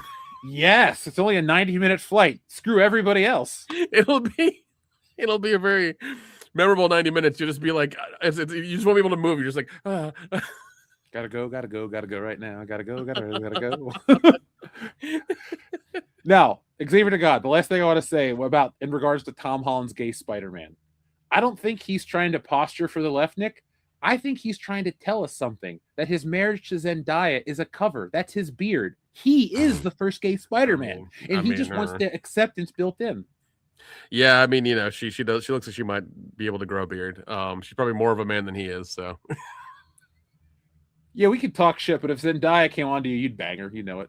No, you wouldn't? She's famous. No, good. She's famous, but she's not pretty. Like she's skinny as a fucking board. She has no ass and no titties, and she looks she's not pretty to me at all. She really isn't. She's not even a good fucking actor. Her and then, the chick who plays Wednesday are both like DEI hires. That's what they are, and they force them into Hollywood. No to Jenna Ortega too. I don't know. Jenna Ortega, I'd probably be more likely. Everybody's got a line. I know. Nick. Yeah. Jenna Ortega, I'd be more likely to bang because at least she looks like a fucking woman. Zendaya just has a really large head. She looks like the first Han Solo figure to me. Cake pop. She's a cake pop. The human cake pop Zendaya. That's what she looks like. She looks like a fucking cake pop. She just stick with a giant head. It's a fucking human cake pop. Oh. Yeah, now I'm never gonna. Dude, somebody needs to use AI in that scene in the last Spider-Man movie when he's swinging with her to just put a giant cake pop in his arm as he whistles. Hey, somebody, dude. Somebody's going to do it with like Google Gemini or something in 3 seconds or whatever. That's I would learn how to make those if I knew the program because. You know how good I am with ChatGPT on all this other random shit. Oh yeah. The problem, the video stuff is still like it's way better than it was a fucking year ago. Like it's light years ahead, but it's still expensive and it's still like a bit of a pain in the ass. Dude, alternate reality movies, folks. If you haven't seen that guy, it's the one where like Chuck Norris will come in and whoop everybody's ass. I love that shit. I fucking love that shit. Dude, my favorite one was it was Demi Moore and Patrick Swayze, and they were making pottery, and he just comes in and kicks the fucking thing and ghost, and then Patrick Swayze turns into a ghost and disappears. There was one I've seen and I fucking love it. It's Robert Downey Jr. is the black guy, and he just goes through and does all Eddie Murphy's movies. Yep, the Beverly Hills Cop poster. Yeah, and I'm just like, it fucking works. I'd watch it if he did it. I would legit pay if they're like, this is an avant-garde performance and tickets are like $40. I'd pay $40 to watch Robert Downey Jr. in blackface as Lincoln Osiris. I'd rather have him do that voice. Like, it's literally any film. Othello, Gone with the Wind, Priscilla, Queen of the Desert. Could you imagine Robert Downey Jr. in blackface? No. Here's the one he has to do. He has to do fucking Shaft. Okay. Yeah. Can you dig it? And I'm sure Samuel Jackson will be like, all right, I'll allow it. Shit. I would, dude. He should be in it too. It should be Shaft meets Shaft. There you go. You know what the messed up part though is? Robert Downey Jr. would get an Oscar nomination for playing Shaft. Because there's enough diversity on the film set. Oh my god, dude. I can't. Oh my god, that reminds me, God, the fucking Oscars next year. Jesus Christ, it's gonna be terrible. Folks, we'll tell you early, we're gonna have our 8th annual Oscar Lampoon party. So last year I think I was only wrong on two of the awards. I was right on the majority of them. If you're not right on all of them this year, Nick, we're gonna fire you out of a cannon into a swimming pool full of whipped cream with hot ladies. But it was funny seeing the chat every time I predicted something right. They freaked out after like the 5th or 6th one. They're like, "What the hell's going on?" It was hilarious. Well, Nick is from the future, folks. 3535 is more than his address. Yeah, I live about 3 hours in the future. That's how I knew all the stuff that is happening. Let's see. Xavier to God, Peter / Spider-Man has too much game to be gay. Of course. I don't want them to make Spider-Man gay. Not that there's anything wrong with that, but if Tom Holland's secretly gay, more power to him. We respect people's choices in 2026, Nick. Everyone is free to do what they want. Oh yeah, of course. Just don't push your bullshit on me. That's all I ask for. Well, this guy is pushing some bullshit on you because he remembers. TLJ Screwjob says, "Yeah, Jeff, Nick is already married to Brie Larson." I think she's finally calmed the fuck down now. So yeah, I bet you she's likable in person. Like if you just saw her and were like, "Hey, aren't you in a bunch of movies?" "Yes, I am." "Cool, have a good one." She did like 4 episodes in Community, and she was pretty okay in that. Like she was, she seemed pretty fine in that. But I don't know what happened all of a sudden in Hollywood, like for those 4 or 5 years where she was just goddamn insufferable. I think she's finally humbled. She's finally humbled now, and it's just like, okay, it's nobody likes me, so I need to probably not be such a bitch. Hey, that Disney money isn't coming in the same way, so that's as far as it goes, really. Yeah. Oh, for sure. TLJ Screwjob also says Doom takes off the mask and it's Lincoln Osiris. Yep. They don't have the balls for that. They do not have the fucking balls for that. How amazing, though, is if somewhere in the Disney archive there is a deleted scene where he does the voice as he takes off the mask. I'm sure there is. I'm sure there's going to be a blooper where he does that. I'm sure he does it on set all the time. But it's going to be one of those things where, like, it'll make it to camera, and then they'll fucking delete it and make sure the deleted part is forever, like, gone. Because that's the last thing they need is him doing that voice in that mask. You think he uses the hard R in that voice? Of course he does. I wouldn't even be mad. Nobody be mad. Because you can't be mad at... You're really can't be mad at RDJ. Come on. He's the greatest comeback story in the history of Hollywood. That guy's cool in my book. Yeah. All right, folks. Thank you so much for your support. Now we're going to start talking about some sad celebrity deaths of 2026. Now, folks, movies and entertainment mean something to everybody. Some people are attached. Some people don't care. But then there are the actors that make these things that you love so much that you become attached to as well. You follow them to other projects. You follow them across other mediums. You might take an actor who becomes a singer. You buy all their albums. Oh, so-and-so writes a book. You're a big fan. So-and-so's doing their own shows. You're supporting that. So everybody connects to these people in different ways. But tonight we're going to talk about some who are no longer with us that you might have a connection with, that you might not have a connection with. But I thought we'd take some time to just talk briefly about some of the stuff because 2026 has taken away, what do we have? 1, 2, 3, 4, 5. 1, 2, 3, 4, 5. This is what, 25 people alone? We have an additional 3, so we're at 28 right now. Mm-hmm. Yep. It gets crazy. So let's take a look at some of these, Nick. We have Sam Neill, who played Dr. Alan Grant, as well as almost playing James Bond. He was also 70 years old. Yeah, he was also Damien in Omen 4. He was also in another horror movie, In the Mouth of Madness by John Carpenter. So like he's had a career. He was also in the Daybreak, that vampire movie that was pretty awkward. He's done a bunch of stuff. He has a very solid career for sure. So Catherine O'Hara passed away. Now, that was the person on the list that I actually went ahead and watched one of their movies right away because she passed away. I was like, oh, man, Beetlejuice. And I turned it on, and I laughed like I always do. But then I would see a bunch of her old SCTV clips, and I didn't realize just how funny this lady was.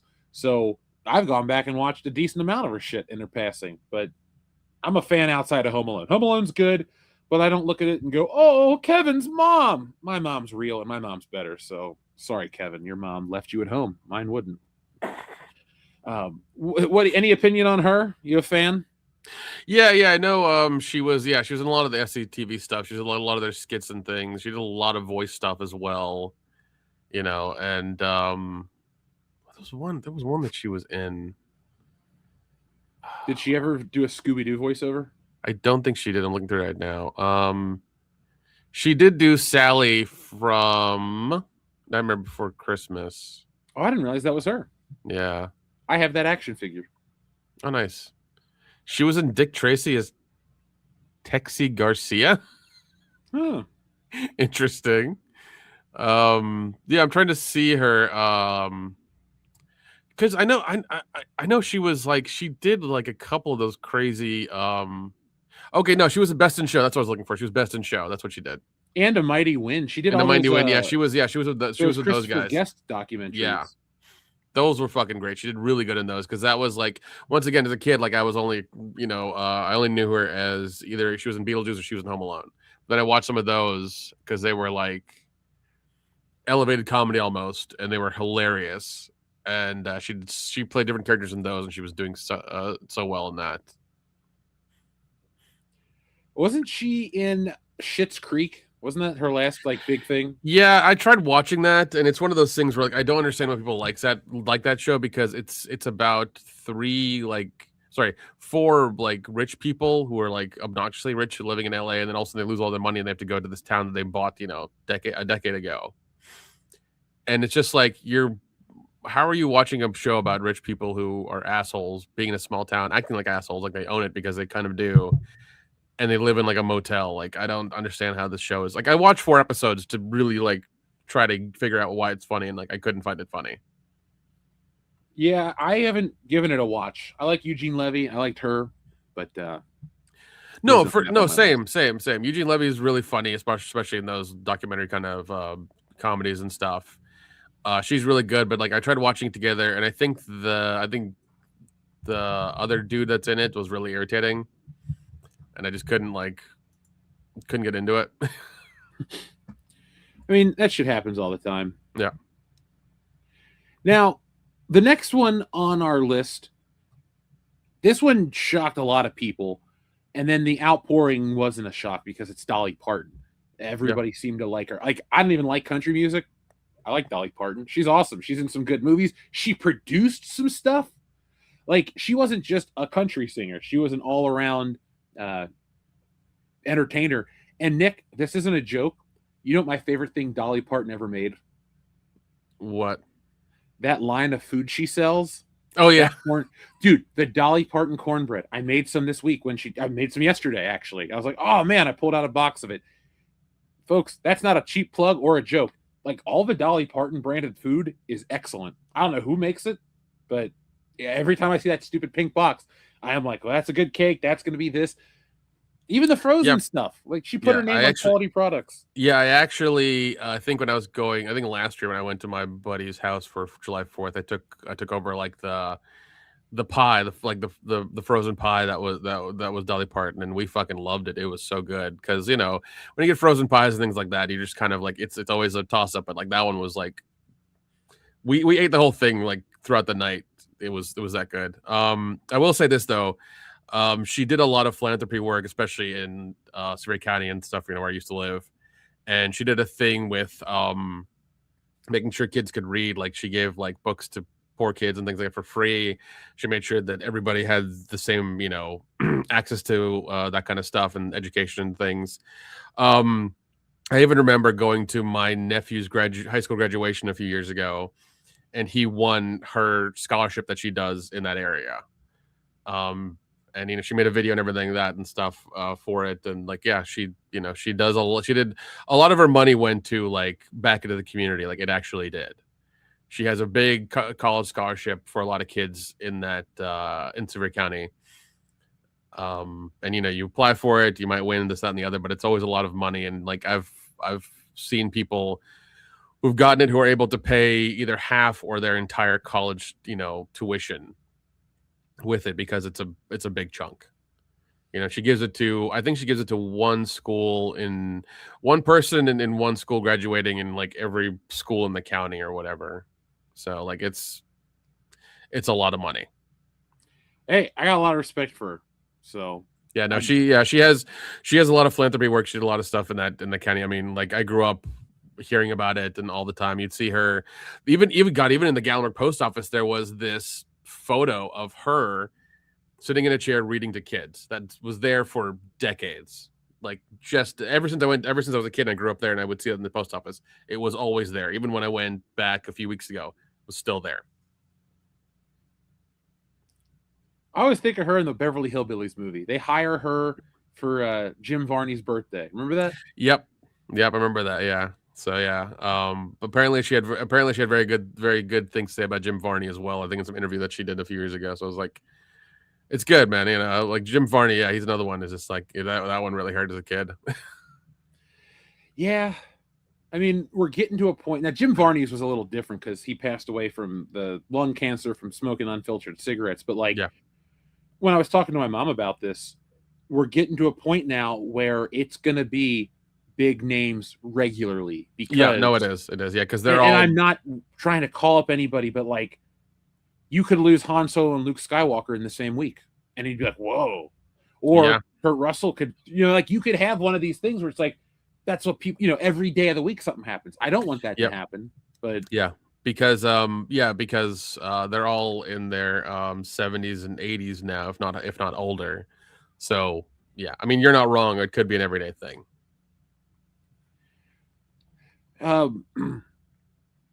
Let's see. Up next, I apologize, folks. I don't know everybody's actors' names, but this is Lamont from Sanford and Son. He had look. That show was on 50-something years ago. We're still talking about it. So Lamont, you dummy, definitely broke into mainstream pop culture. Now, the next one was sad to me was the Vanderbeek, man. Like, I didn't realize how sick he was. And then you find out he was like actually a really cool dude on top of that stuff. So that was a sad one because he wasn't very old. He was in his 40s? Yeah, he was cancer, or he was diagnosed. I think it was pancreatic cancer, like stage 4 kind of stuff. Like it was like lethal. So I think pancreatic cancer is always lethal, but like it was bad for sure. Now, some of these people on the list I don't know. Like, I don't know what horror movie this girl's from. And is this a guy from Buffy the Vampire Slayer? Yeah, he's the older gentleman. He was kind of like the guide, who helped Buffy become Buffy. And he like did the library stuff and the research on the ghosts and things like that. So yeah, Dolly Parton produced that show. She did. Yeah, dude, and nobody knew about it until a few years ago. When like I think it was news that it had happened because like I'm sure you people could have read the credits and figured it out, but nobody cared to. Nick, I don't think I've ever read an entire Star Wars crawl. So people reading credits. That's true. Now, I don't know the girl in the middle. I'm assuming it's from like a Disney show because of the way it's shot.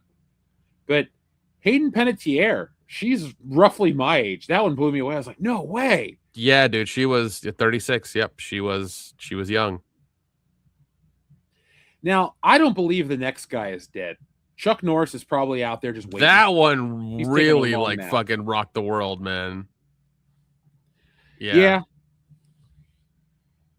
He because dude, I think the joke started when we were high school. Yeah, because we had the Yo Mama stuff and things like that. But yeah, we had started the Chuck Norris jokes back then too, and they were just as prevalent. I think those started to get popular right after Dodgeball came out because Chuck Norris was in the public zeitgeist again. Thank you, Chuck Norris. No, thank you, Peter. Like, what a great movie. Yeah. Now, is this Kyle Busch on the end? I don't know what he looks like. I'm sorry, I don't know this guy at the end. Oof. And then that's Bud Cort from Harold and Maude. That was a weird movie. This was a sad one too. The girl from the Godzilla movie. She was only 18. She was killed in a car crash. Yep. That was incredibly unfortunate. Now this is the other guy. I think it's Xander. Xander from Buffy as well. Yeah. Yeah. I met him once. But no, I did too. And like his was like he was always like in and out of trouble, and he had a substance abuse problem and stuff. So okay. Yeah. Unfortunately, that one was like because meeting him wasn't the greatest experience. So I guess he was just always miserable or something. I guess he was going. I guess he was going. Yeah, I guess he was going through rehab that time. In 2012, maybe. Yep. Robert Duvall lived a nice long life, but yeah, he did. Made a bunch of crazy movies too. Yeah, a bunch of good stuff too, like Apocalypse Now. Oh shit. So I did see this pop up, and it was the meanest meme ever. But when Brenda Fricker died, the first thing I saw was R.I.P. Piers Morgan. and I lost it, Nick. Like, did you see that meme? Yeah. It was. Yeah. But yes, she passed away. The bird lady. I just think of her as what's her name? Annie from Angels in the Outfield. I love that movie. Yes. That's such a good movie. Bonnie Tyler passed away. Total eclipse of the heart. Man. Yeah. Now, I do not know this lady in the middle, but RIP to her. Now, this is the dude from Phantasm. He lived a pretty long life. Terry something, right? Yeah. He was a fan favorite. He was a super nice guy at the conventions. I think he's another one who unfortunately got cancer, and there was a GoFundMe for his treatment, and it didn't go through. So now I don't know the guy, the lead singer from Matchbox 20? Oh, it's 3 Doors Down. No, Okay. that is not Rob Thomas. When I saw this picture, I was like, Rob Thomas died? Shit, I missed that one. And I was like, oh wait, that's the guy from 3 Doors Down. Yep. But hey, Superman was the song back in 2000. Jesus Christ, man. Oh God. Kryptonite, yeah, that was it. Because nobody called it Kryptonite. We're all like the Superman song. Yeah. Well, that's how it was referred to. Yeah, no, it's funny. I think people because I want to say Scrubs was around the same time, and there was a Superman song at the beginning of that too. So I would call it that. People would be confused. Oh, I'm No Superman. Yeah, and then don't forget Eminem's classic Superman. Yes, that one too. Now, the next guy on the list, TK Carter, I actually hung out with him at a Thing reunion. We were all at the bar, and he was telling me very risky jokes, and that guy was awesome. So RIP to TK Carter. He was cool as hell.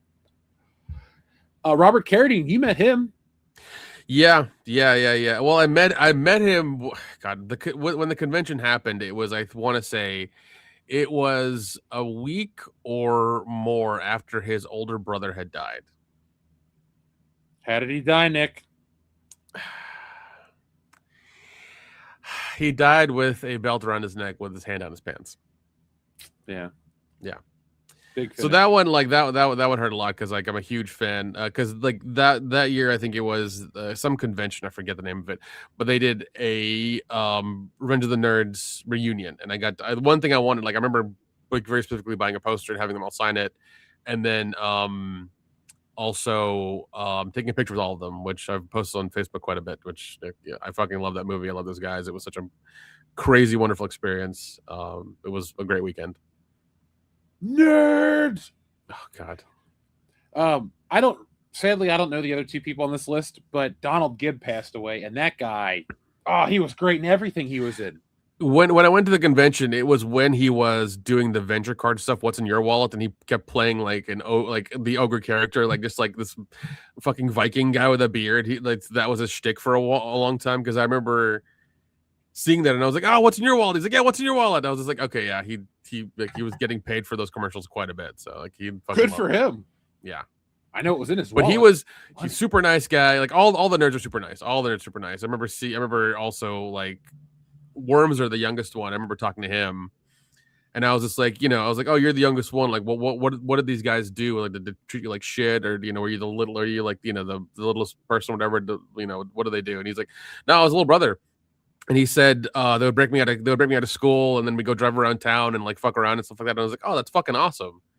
So like he was telling me stories about them, like just being big brothers to him and like showing him the ropes and being cool to him and everything, and just having a great time. And I was like, "That's fucking great." It makes me like the movie a little more. Yeah, I so badly wanted there to be a documentary about that movie, but it ain't gonna happen now. So maybe there's archival footage, Nick. Maybe there is.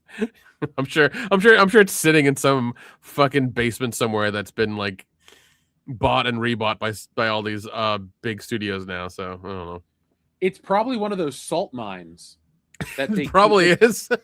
you laugh, folks, but under one major city, like maybe it's Detroit or Chicago, there's a salt mine, and they keep film underneath it. And yeah, because it's dry. Yeah. Because it's still about 10 years ago, they found a reel from Halloween.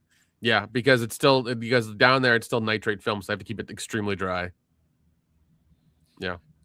See, I wish there was money in film preservation to the point where somebody could just go in and get all of that stuff preserved and remastered in high, 4K, because it's history. I know people look at it as a hyperbolic thing, but All of those things are culturally important. Even if Yeah. it's just footage of like a random Tuesday on a street corner in like 1986, you can't go back. That's valuable footage. Well, yeah, and I think because of that film and because a lot of them burned, we've lost like I don't know, like 80% of those movies, and just because of like you said, some of them aren't. There's no money in preservation. We've lost even more now because some movies have never left film. Some movies have never left tape or DVD. So, and especially with DVD, like we're getting disc rot and things like that. So a lot of movies are just we're never going to see again. Yeah, it sucks, but if at least it hits DVD, you can digitize it, you can slightly AI upscale it. There's a couple things you can do, like fan preservation. There's this guy doing a Hounds of the Baskerville Holy shit. fan preservation where he's upscaling it, turning it into color, and doing a couple other things. But he's experimenting with AI, and it's very fascinating what he got. So That's good. I'll send you. I gotta check in on his project. I haven't there's seen a him lately. Yeah, I know there's a guy who makes this 3D like VHS tape cleaner, and it's like luckily he only sells it for a turnover. He's not being like fucking ridiculous about it. So like, he'll sell it fully assembled, he'll do you and everything, give you the instruction book and all that other stuff, and like you follow the instructions and it'll take all the mold off the tape and you can watch it again. Or you can do what I do, just buy the disc. For sure. All these kids that are really into their like videotapes, I want all of their video games to like have 480i resolution. But bro, I can't see Ghost of Tsushima's fucking ray tracing. Hey man, you're the reason why they're making VCRs and bullshit's getting expensive again because of this dumb hobby you have. Dude, if Fuck like you. okay, I Suffer sent like you us. the link for Umbrella Entertainment for Tucker and Dale. Oh yeah. There's I've been seeing this now with a lot of releases through Umbrella Entertainment and some other ones as well, where they're doing VHS releases, like specific ones for those sets, and it's like, okay, it's because of these fucking kids that they're doing this stuff for. Because we saw it a couple of years ago where like they were doing limited runs for like Alien and Alien Romulus and shit like that. I'm like, okay, because these fucking kids were getting VHS stuff coming back again. Yeah, like in the future, if you have a VCR, you might be able to sell that shit for like 10 grand because some guy's like, I gotta see what this videotape looks like. No, you don't. Just go watch a YouTube video with that like hiss and that hum, because tape sucked. I've said that 500 times on this show. Yeah. Let me say it again. Tapes sucked. Yeah, we didn't call them VHS. They were called tapes. Yeah. And tape was interchangeable. Oh, I got that on tape. What is it? Songs from the Big Chair or Super Bowl? It doesn't matter. You know what it means. Context clues. Yeah, exactly. We didn't need to spell it out for each other. They were called tapes, man. There was like, and that's how you know when somebody lived back then and it doesn't know what they're talking about, because they say VHS, it's like, oh, you've never lived there, you never like learned the lingo of like what it was. They were tapes. They were never VHS. Yeah, that's all they were. Like at the very most, like people would maybe distinct and be like videotapes and cassettes between the music and the video, but that would be as far as they would go to like be distinct. Or sometimes it was, I'm watching a video. Yeah. Or I'm watching a movie. Like that's how you Yeah. described it, Yeah. God. I just like the word video. It's way cooler than 4K disc. But no, that's 2 words. Yeah, but 4K disc, it's got some oomph to it. Oh. But like I had Batman Forever on tape as a kid. It looked like whatever. On 4K, it looks like Batman Forever looks good. Like that movie's very colorful and shot well. Yeah, no, I've been like acquiring some other crappy movies lately just to add to the server. I got the Transporter movies, all 3 of them, because they're Number fun. 2 is not crappy. No, number 2, like that was like, I think that was a time when Hollywood was doing a lot of stuff in Florida and Miami, so we got a lot of Miami stuff, and it was like awesome. 3, I think, is the best because like he's got the bomb on his wrist, he can't be too far from the car, and it's like in Eastern Europe, and like it's really fucking crazy. It was good. For as good as that is, I still think Crank 2, Full Throttle, or whatever it's called, is like the most over the high voltage something. Yeah, It's high like voltage. Yeah, it is a great movie for all the wrong reasons. Like Yeah. the guy with full body Tourette's and all that shit. I love that movie. yeah. I think I have both cranks. I need to check. We need a third one that ends on a cliffhanger. Oh God. I did also acquire Terminator in 4K, so I do have that. Ooh, how's it look? That was good. That's really good. I see a lot of people complain that James Cameron over cleans his films. So a lot of the grains removed, a lot of the stuff is basically people complain that the picture is too clear. Well, Jimmy Cameron over there, him and fucking George, do the same shit. They want to redo the past because they have the money and the power to. That's what they want to do. That's why we have 47 fucking Star Wars, cuts, especially of the Cantina shit. Like, you can never decide if Han shot first. Like, it's stupid. I think he's just doing it to troll people at this point. God. It's like when the original cut comes out in 4K, I think a lot of people will just be at peace with Star Wars forever. Yeah, I'm sure he's got like a dead man switch, like, for his will whenever he like passes away, where it's like, all right, I'm dead. These things have to go out now, or these things are getting released. You know what's going to get released, Nick, is there's video of him taking a dump on old Star Wars toys, and it's in the Lucasfilm archives, and there are people just dying to get the footage out, man. God. So, yeah, I hope to never see it myself. Jeez. Yeah, all right. Star Wars is dead, and Disney killed it.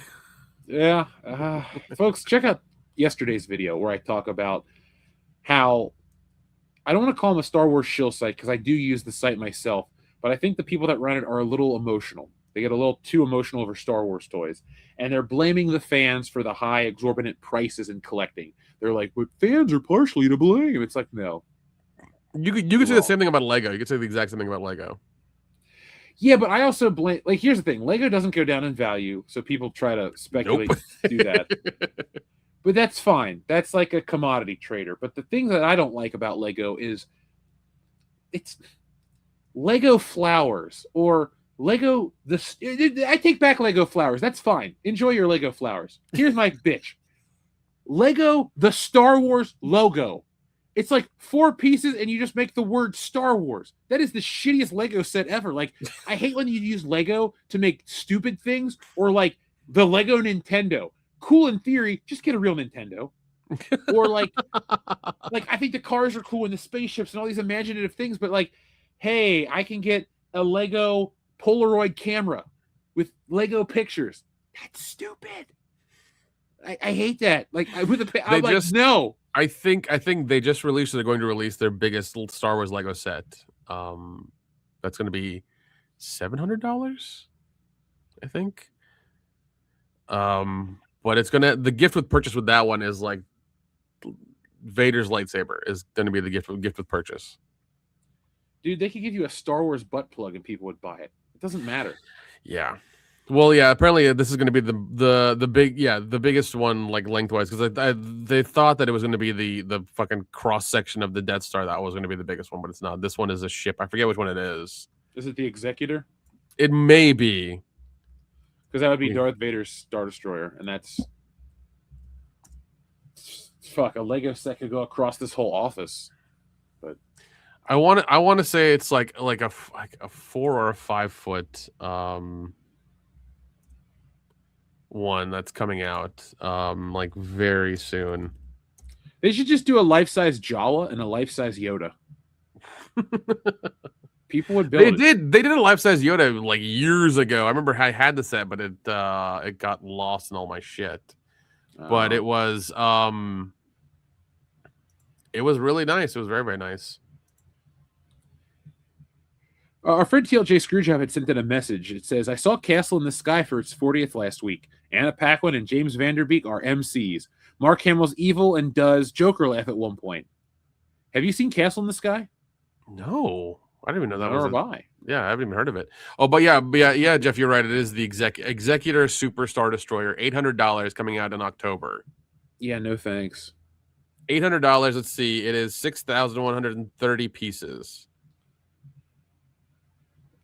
You know, if you're out there and you buy it, I hope you enjoy it.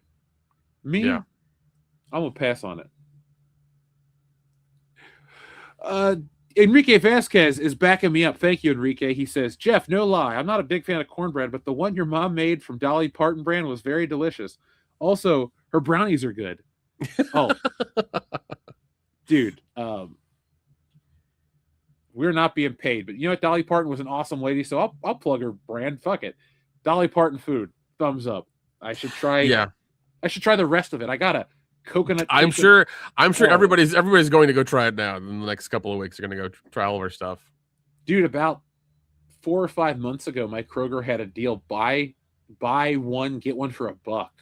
It's not bad. Or maybe it was even buy one, get one for a penny. But I was like, let's just get all the cornbread because we'll eat it eventually. So we just went to the back, pulled it all out, put it in a cart. And then I was like, I guess we'll get a couple cakes. I know in Tennessee she opened up her own like gas station Dollywood stop thing. I forget where it is exactly, but it's like somewhere in Tennessee. She was trying to do a Buc-ee's thing, but also she had there was a flight you could buy from Vegas to Tennessee to Knoxville to the McGee-Destin Airport that was Dolly themed. It was cool. It was one way only from Vegas to Tennessee. Did it run during the hours of 9 to 5? It may have run for the hours from 9 to 5. But it was and like they were going to like make it a QVC thing where like they were going to sell you a bunch of Dolly stuff like on the flight while you were going that way. So I think that's still a thing. The prices may have gone up. Who knows? So. Enrique, I'm glad you can back me up on that cornbread, man. Folks, if you see a bright pink box that says Dolly Parton sweet cornbread, you cannot miss any of her stuff. It is, it's in the freezer section. You'll see it. It's very, it's bright pink. Also, too, just follow the directions. Like some stuff, like if you're gonna make a box of other brand cornbread, I'd say throw in an extra egg or some sugar or a little more butter. Man, just make Dolly Parton the way it is. Best cornbread you'll have. Have you heard about there was a guy who who put out new instructions for the cake mix? Oh no. Where it was like instead of 3 eggs, 4 eggs, instead of a thing of oil, it was an entire stick of butter. And then instead of water, you use milk. Milk? Yeah. That's kind of how I already do it. Yeah, and then it was like 9x11 cake pan in the oven at 315 for like 36 minutes. And then when it comes out, you nuke some Hershey's frosting to make it really liquidy and like just pourable. Put that on there, let everything kind of sit for a bit, and then apparently like that's been the best cake people have had lately. Better than the Cracker Barrel Coca-Cola cake? I don't know, man. That shit's pretty up there. Yeah, I mean, their restaurant is falling apart and their CEO is an idiot, but at least, the cake's still sugary. Hey, man, it happens to the best of them. They want to try to, change things up, and it's like, no, it's good. Just shut the fuck up and keep going. So, folks, we have a special guest. His film has made over $2 billion worldwide, but he's taken some time to hang out with us here on WCBS. Shout out to Spider-Man. Oh, wait, that's his Canadian Spider-Man. Well, how do you do, buddy? Welcome into the show. Long time no see. Man, that was is there a lot of rescuing going on in Canada with the Canadian Spider-Man, or is he just kind of helping old ladies across the street? Like, I'm not making fun of him, but I mean, like, I feel like in Canada there's like a little less crime. I feel like Canadian Spider-Man fights eco-terrorism. Yeah, that makes sense. You know what? Join us on a Tuesday, man, because Script is Canadian and Rod Thunderheart is Canadian, and we'll have like a Canadian off. A Canadian off? Yeah. It'll be like an episode of Letterkenny. Oh my God. Then we should just have Kendo involved, because even though he's not Canadian, his roommate was a Canadian, and I feel like he's Canadian by proxy. He is. He got infected. He's trans-Canadian. Trans-Canadian? Trans-Canadian. He's the Rachel Dolezal of Canadians. Oh God. Did you see she became like a sex therapist? That tracks. Her next move is either realtor or OnlyFans.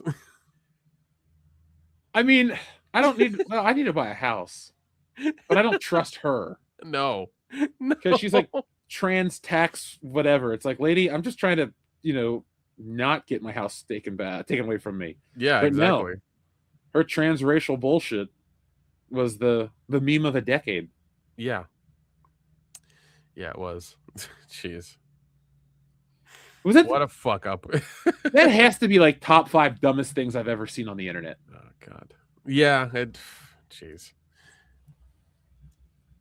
But the dumbest thing is that some people like some people actually believed her. That's a dumber thing. Yeah, and if you like, look, our audience didn't, so I'm not speaking to anyone here, but like, don't enable this kind of stupidity. Like, lady, there's no such thing as transracial. You're born what you're born as. It's not a big deal. Like, you were right. It's okay. Oh, by the way, Denise Richards is going to be at Dragon Con. Oh. Oh shit. She is a Bond girl. I can't start though, dude, because if I start getting Bond girl autographs, I'm gonna like have to go to weird countries because a decent amount of them are still alive, but they're old and they don't travel outside of Europe. No, I won't do it. I'll do Starship Troopers. Just subscribe to her OnlyFans. It'll be fine. I know how to see it for free. Like, I am not an economist, but if you pay for that in 2026, just Google. It'll pop up. Fuck, dude. Google, Reddit, whatever. You can get around that shit. Yeah, I guess I'm cheap in that regard. Like, I'll buy. No, you're not cheap. You're frugal. There's a difference. I'm just realistic. It's like, why pay for it when you can literally just find anything you want for free? It doesn't even take hard work. No, it doesn't. Sure, it really doesn't. It really better it really uses of resources, but you know. Oh, 100%. Yeah. How did we get on? Okay, Denise Richards. I'm sitting here thinking, like, how did we get to OnlyFans? You know, Nick, apparently the chat wants us to know that there's a lot of crime in Canada. Now, is this like real crime, or is it like a dingo ate your baby in Australia crime, where it's, you know, Mother Nature coming after you? Yeah, if it's Mother Nature stuff, you need to like take that out of the statistics. Like, that doesn't really count. Like, because of a moose like sits on the hood of your car, that's not really crime. It just like kind of happened. Yeah, like if a moose runs through your local Tim Hortons, like who foots the bill? I guess insurance, right? Does Canada have moose insurance, and is it enacted? They would have to. They would have to. I'm going to ask Google if there is moose insurance. Let's see. Does Canada have moose insurance? Canada does not have a separate specific policy called moose insurance, but standard auto insurance policies cover damage caused by hitting a moose. Jeff, you want to go to Canada and sell moose insurance? Yes, I also want to make Operation Saskatchewan so bad.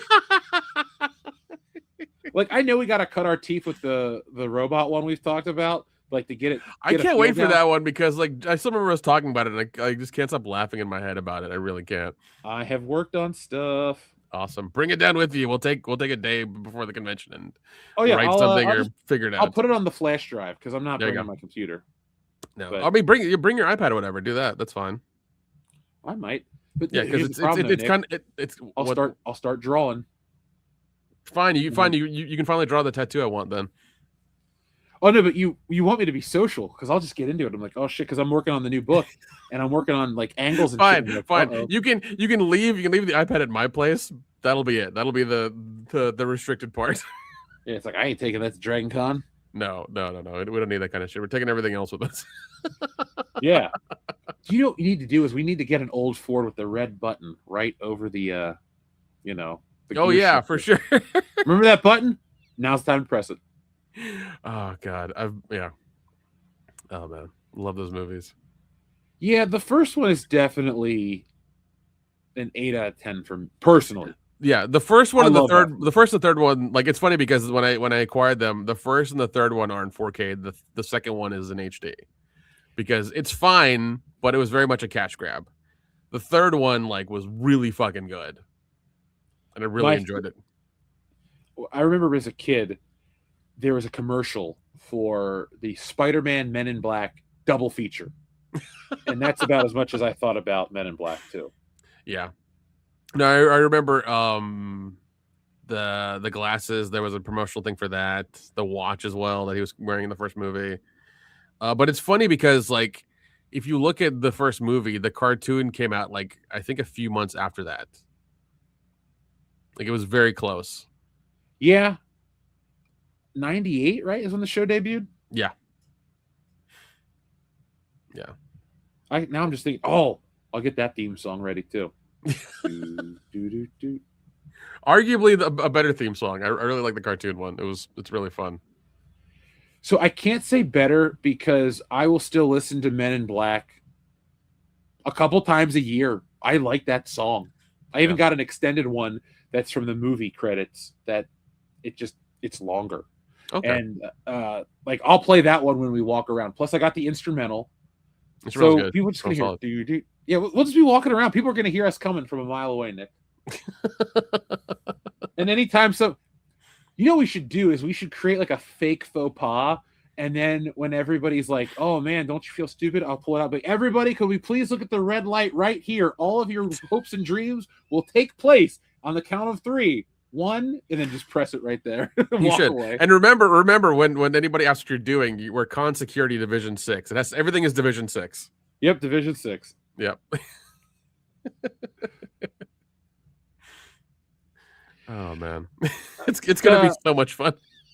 Yeah, dude. It's going to be the greatest. Folks, come hang out. Come find us. Let's go get some food. Let's take them to get baklava cheesecake, Nick. Oh my God. That's the best. 200,000. That's the best thing about the Marietta Diner. It's open 24 hours. So we can get baklava cheesecake at 4 in the fucking morning if we want to. I think what we need to do is we need to go to the after parties, see if we can like round up a posse of people, and then like for after party events stuff. But then go to get after con cheesecake. I think Richard's brother-in-law is going to be there. Tommy, he's a cool guy. I've hung out with him before. He's a lot of fun. We're probably going to like walk around with him, a few times as well too. But I won't say his full name, but he's got a really cool name. It's very alliterative. Yeah. I promise I won't call him T-Top. I don't even know why that's funny. It's not to some people. But yeah, we might, because I think he gets a room with him and his like family as well every year, so he's gonna be down there. But we may take him off site to get food and stuff because like he's gonna be stuck down there if we don't. Yeah, you can only have so many con chicken tenders before you just Jesus Christ. Or wait in a 4-hour fucking line for like dried out Chinese food at the food hall, the cafeteria, whatever. Oh God. See, that's my favorite thing is when we walk through that hallway and we're feeling good, but everybody's sitting there waiting for their Japanese food. Like, because seriously, folks, they have like this Asian everything, all the food there. Yeah. But the Asian one specifically. Yeah. Like that's the one where all the people that are dressed as the anime characters go eat the food that the anime characters eat, which fine. I'm not gonna make fun of you. I don't get the appeal. Like when I was a kid, I didn't want to go be like Spider-Man. He was poor. I didn't want to eat a hot dog on the street because Spider-Man did. It was like I want to web swing and do cool shit, not be broke and eat shitty food. Like yeah, but no, I think the way we do it is good because if we get bored or we want to go eat, we just fucking leave and go get good food. Yeah, I prefer all of that. Yeah, because like even if parking per day is like $40, it's still worth it because we can just like fucking leave and just go somewhere else. I mean, hell, the biscuit place is still down the road. Fucking 1911 biscuits. 911 biscuits. That's dude. Briarville, 911 biscuits. The 911 biscuit company. Yeah, I'll run it. It'll be fine. You'll topple at the quality of our food. Now, folks, we do have an actual segment for the show planned tonight, and no, it's not about animated movies. It is about ripoffs. You know the phrase, "Oh, Mom, can we get McDonald's?" No, we have McDonald's at home. Tonight we're going to talk about the definition of the movie equivalent of those. Because, Nick, there's a lot of them. I'm sure, because I think in the mid-2000s, there was a lot of mockbusters coming out through Asylum. So, like, there were a lot that came through. Well, Nick, since we have that in this segment, let's talk about some of those. Because the Asylum brought us Well, the art of the ripoff. So instead of being Oh, yeah. inspired by a successful movie where you could just, make something that kind of ripped it off, you could make something that's almost identical and make sure that the poster looks almost identical as well. So if you were a kid in 2007 touched by the classic Transformers, but your parents wouldn't take you to go see it, Mom, can we get Transformers? No, we have Transmorphers at home. Like, I remember Transmorphers. Oh God. They had a fucking deal with Redbox too back then. Like they were in there immediately. So Transmorphers isn't just a movie, it's a franchise. Starring Tom Arnold? What? Dude, I clicked on this. Tom Arnold gets top billing. Tom Arnold, Transmorphers, Mech Beasts, Metal Mayhem. Like, I gotta share this. This is real. Come on. There we go. That is Asylum quality if I ever saw it. Well, there was like War of the Worlds they did the Da Vinci Treasure.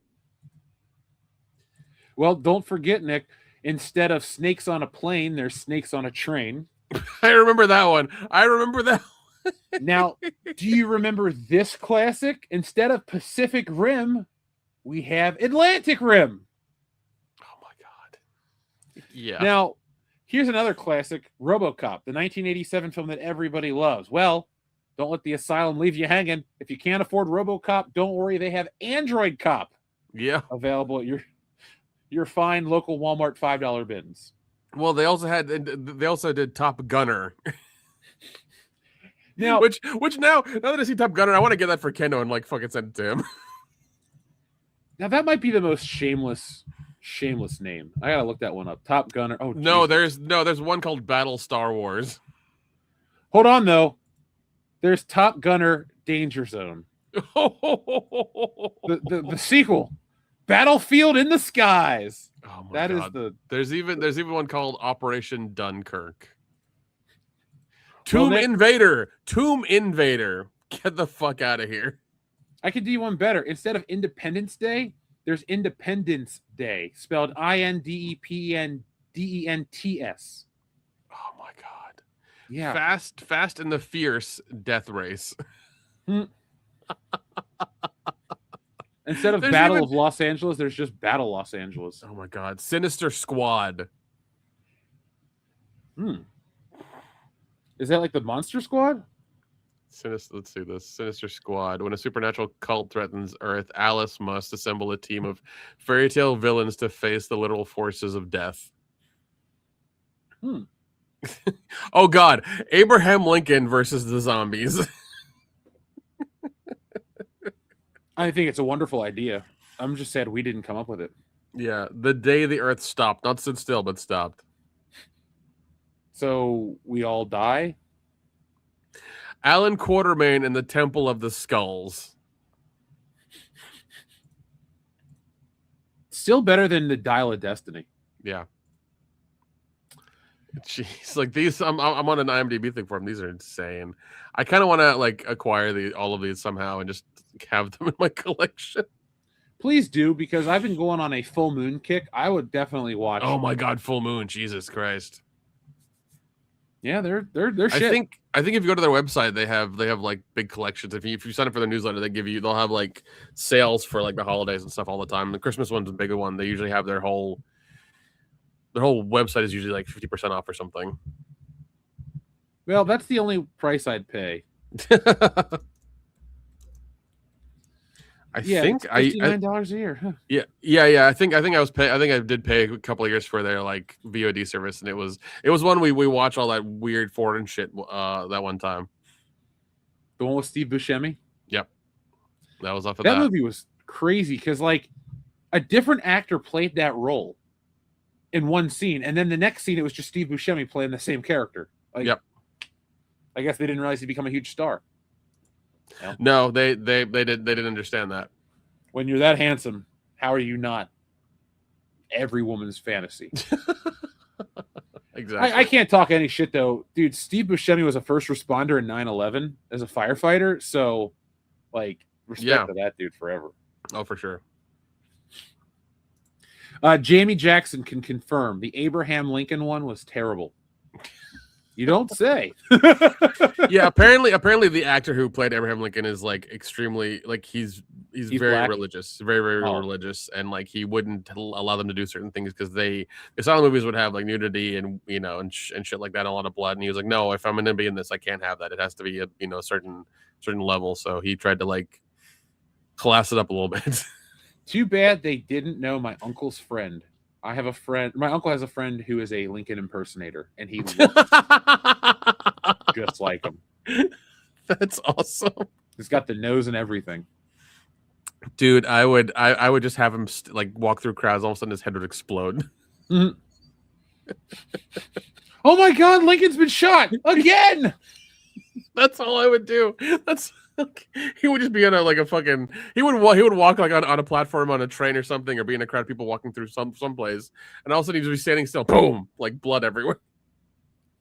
You know what you do is you have him at like a football game. You know how they do the kiss cam? Oh my God, that would be. You should have him and a lady dressed up as Mary Todd Lincoln, and they're like, "Look, they're on camera now!" And then his head he just falls over. Dude, you would be so arrested. Oh, 100%, but it would be fucking worth it. Well, maybe like after like he gets shot, he like stands up and waves to everybody. There you go. Yeah, yeah. Give it a I'm second. the ghost of Lincoln now. Oh man, that'd be funny as shit. Now, originally, this segment wasn't just about like the Asylum style ripoffs. They were about the real ripoffs. So, like for example, Jaws, the first blockbuster in history, changed the game, mainly because it made a bunch of money. But we had ripoffs like Piranha, Orca, Killer Whale, Tentacles, Barracuda, Alligator, and Great White. So I think Great White was the Italian one, right? Yeah, there's a beaver or two in it. Yeah. But no, yeah, because I remember Corbin talking about in his book about Piranha, because he saw that too, and he's like, I'm gonna make some fucking money, so I made Piranha. And I think he did it in like North Carolina or something. Like it was like in a small little. Cameron directed the sequel. Yeah, yeah, about flying piranha. It's like Piranha 2: The Spawning. And I think that one the director got fired or left, and then he took over. Yeah, well, that's how it fucking happened. We have some more of these ripoffs, Nick. Now, Star Wars, biggest movie of all time at some point.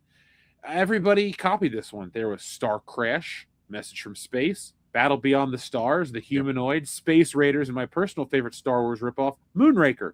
Yeah, folks, if you didn't know, The Spy Who Loved Me, which came out in 1977, ended with a little teaser blurb that said James Bond will return in For Your Eyes Only. Star Wars became the biggest thing ever. James Bond returned in Moonraker just because Star Wars was a success.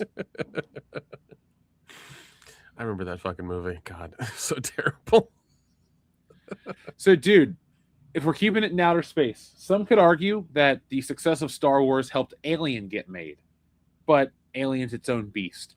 However, there were plenty of films with creatures like Alien. There was Galaxy of Terror, Forbidden World, Creature, Contamination, Inseminoid. Oh god, I remember that one. That poster is so aggressive.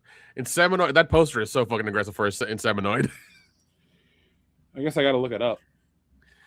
It's basically a girl getting not inseminated, but she's like getting dragged and like by these like doctors, whatever. But it's all drawn. It's not a picture or anything. It's actually drawn. It was back in the 70s or. Oh, okay. Yeah, that is a. Oh, wow, that's really coming out of her. Yep, it is. It is. Inseminoid, a far from human birth. Sir Run Shaw presents Inseminoid. Okay. Yeah, I think that may have been an Italian movie as well too. You had a lot of people do Italian stuff. Then I think even the movie Pieces, which was a slasher movie in a college, was like even though it was filmed in the U.S., it was like an Italian movie. Troll 2 is an Italian movie. Yep. Now if we're keeping up with this, we have Indiana Jones and all his ripoffs, the Temple of Ripoffs. There's King Solomon's Mine, Alan Quartermain and the Lost City of Gold, Firewalker, but here's the most blatant one, Nick, The Further Adventures of Tennessee Buck. Oh, I love it. I love it. Have you seen anything?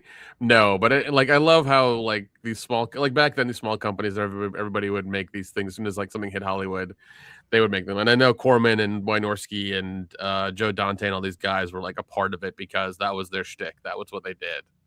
Especially, I forget Corman's like company. It was like I forget what it was. They would shoot movies literally over a weekend because that's how they would do it. They would do it really quickly over a weekend. They'd pay these actors like for 2 days, shoot 14-hour days for an entire weekend, and then edit it, put it out, brand new movie. Jeez. Yeah. Well, it worked. Poorly, but it worked. Okay, a few more. Die Hard. Now, this is my favorite series of ripoffs because you take the Die Hard formula, which is one cop, one building, and 32 terrorists. So lots of stuff. However, you didn't need the building. You didn't even need John McClane. All you needed was a location. So, Nick, we're going to play a game. I'm going to tell you the Die Hard ripoff, and you're going to say what kind of Die Hard it is. So, for example, if I say Under Siege, the correct answer is Die Hard on a boat. Got it? Yeah. What is Passenger 57? Die Hard on a plane. Die Hard on a passenger plane. What is Air Force One?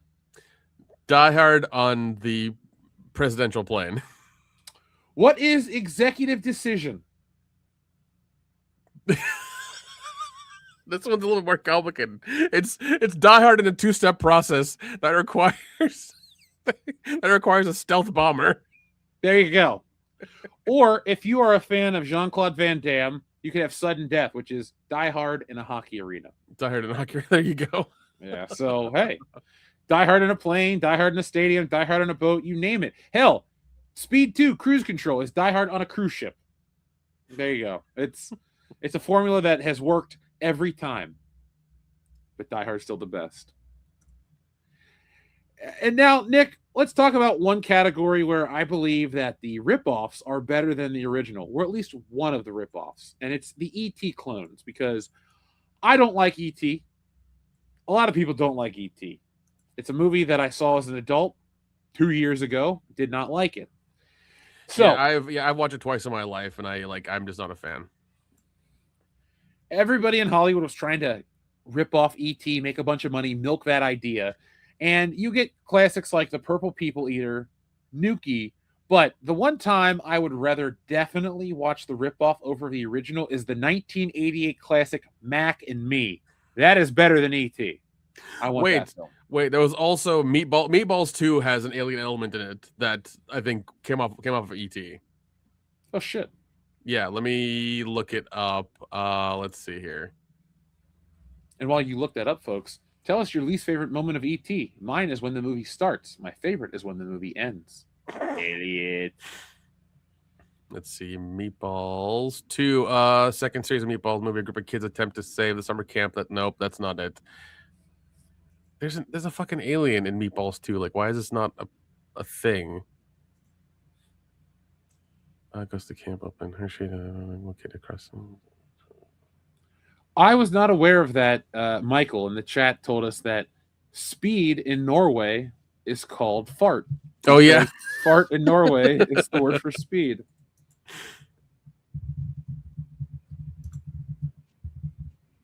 I gotta see the poster. Yeah, oh god, there it is. Okay, so you have to really go to the IMDb, the Wikipedia for this, but let's see.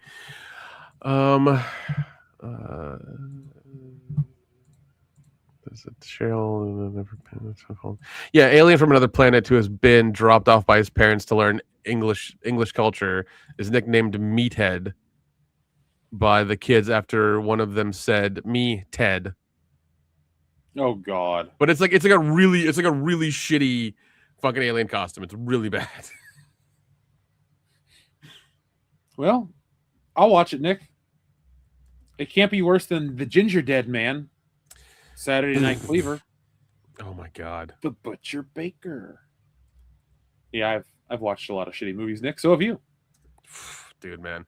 Yeah, that's actually there's one with Anna Nicole Smith that is a Die Hard ripoff called Skyscraper from 1996. I'm aware of that movie because I can think of the poster right now. I'm sure you can. When you said Die Hard ripoffs, I'm like, I remember a Playboy model did one, and I was like, oh yeah, Anna Nicole Smith did one. And it was. I used to watch her show when I was in grade school, or it was high school when it was on. Either Oh, way, God. it was a dumpster fire, and I watched it. Oh god, dude, it was something. But yeah, I just remember like there it was just like a really shitty movie she had done because she was. It was her, come on. Yeah. No, it was her, and like she had giant tits, and I think it was like even like a Skinamax like Showtime thing that they had done, like a Saturday night movie that they had put together. And God, you know what? I might try to fucking get this movie. Since we're talking about slop like that, do you remember the show VIP with Pamela Anderson? Yes. Oh my god, that was like 11:30 p.m. show on like USA. That's the shit they would fucking do. You know what the craziest part is? That got a video game. Of course it did. Was it like a Game Boy game or like an NES game or something? PlayStation.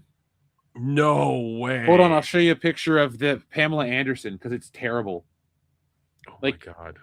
When people talk about we've come through the best era of video games, we've definitely lived through some eras of video games. PS1, Pamela Anderson. That was still towards the end when like they would make anything into a video game. That was still during that time.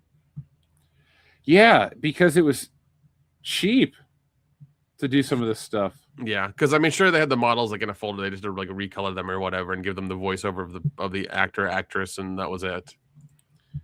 So this is from the original PlayStation, but this is from a cutscene, Nick. This isn't in-game model.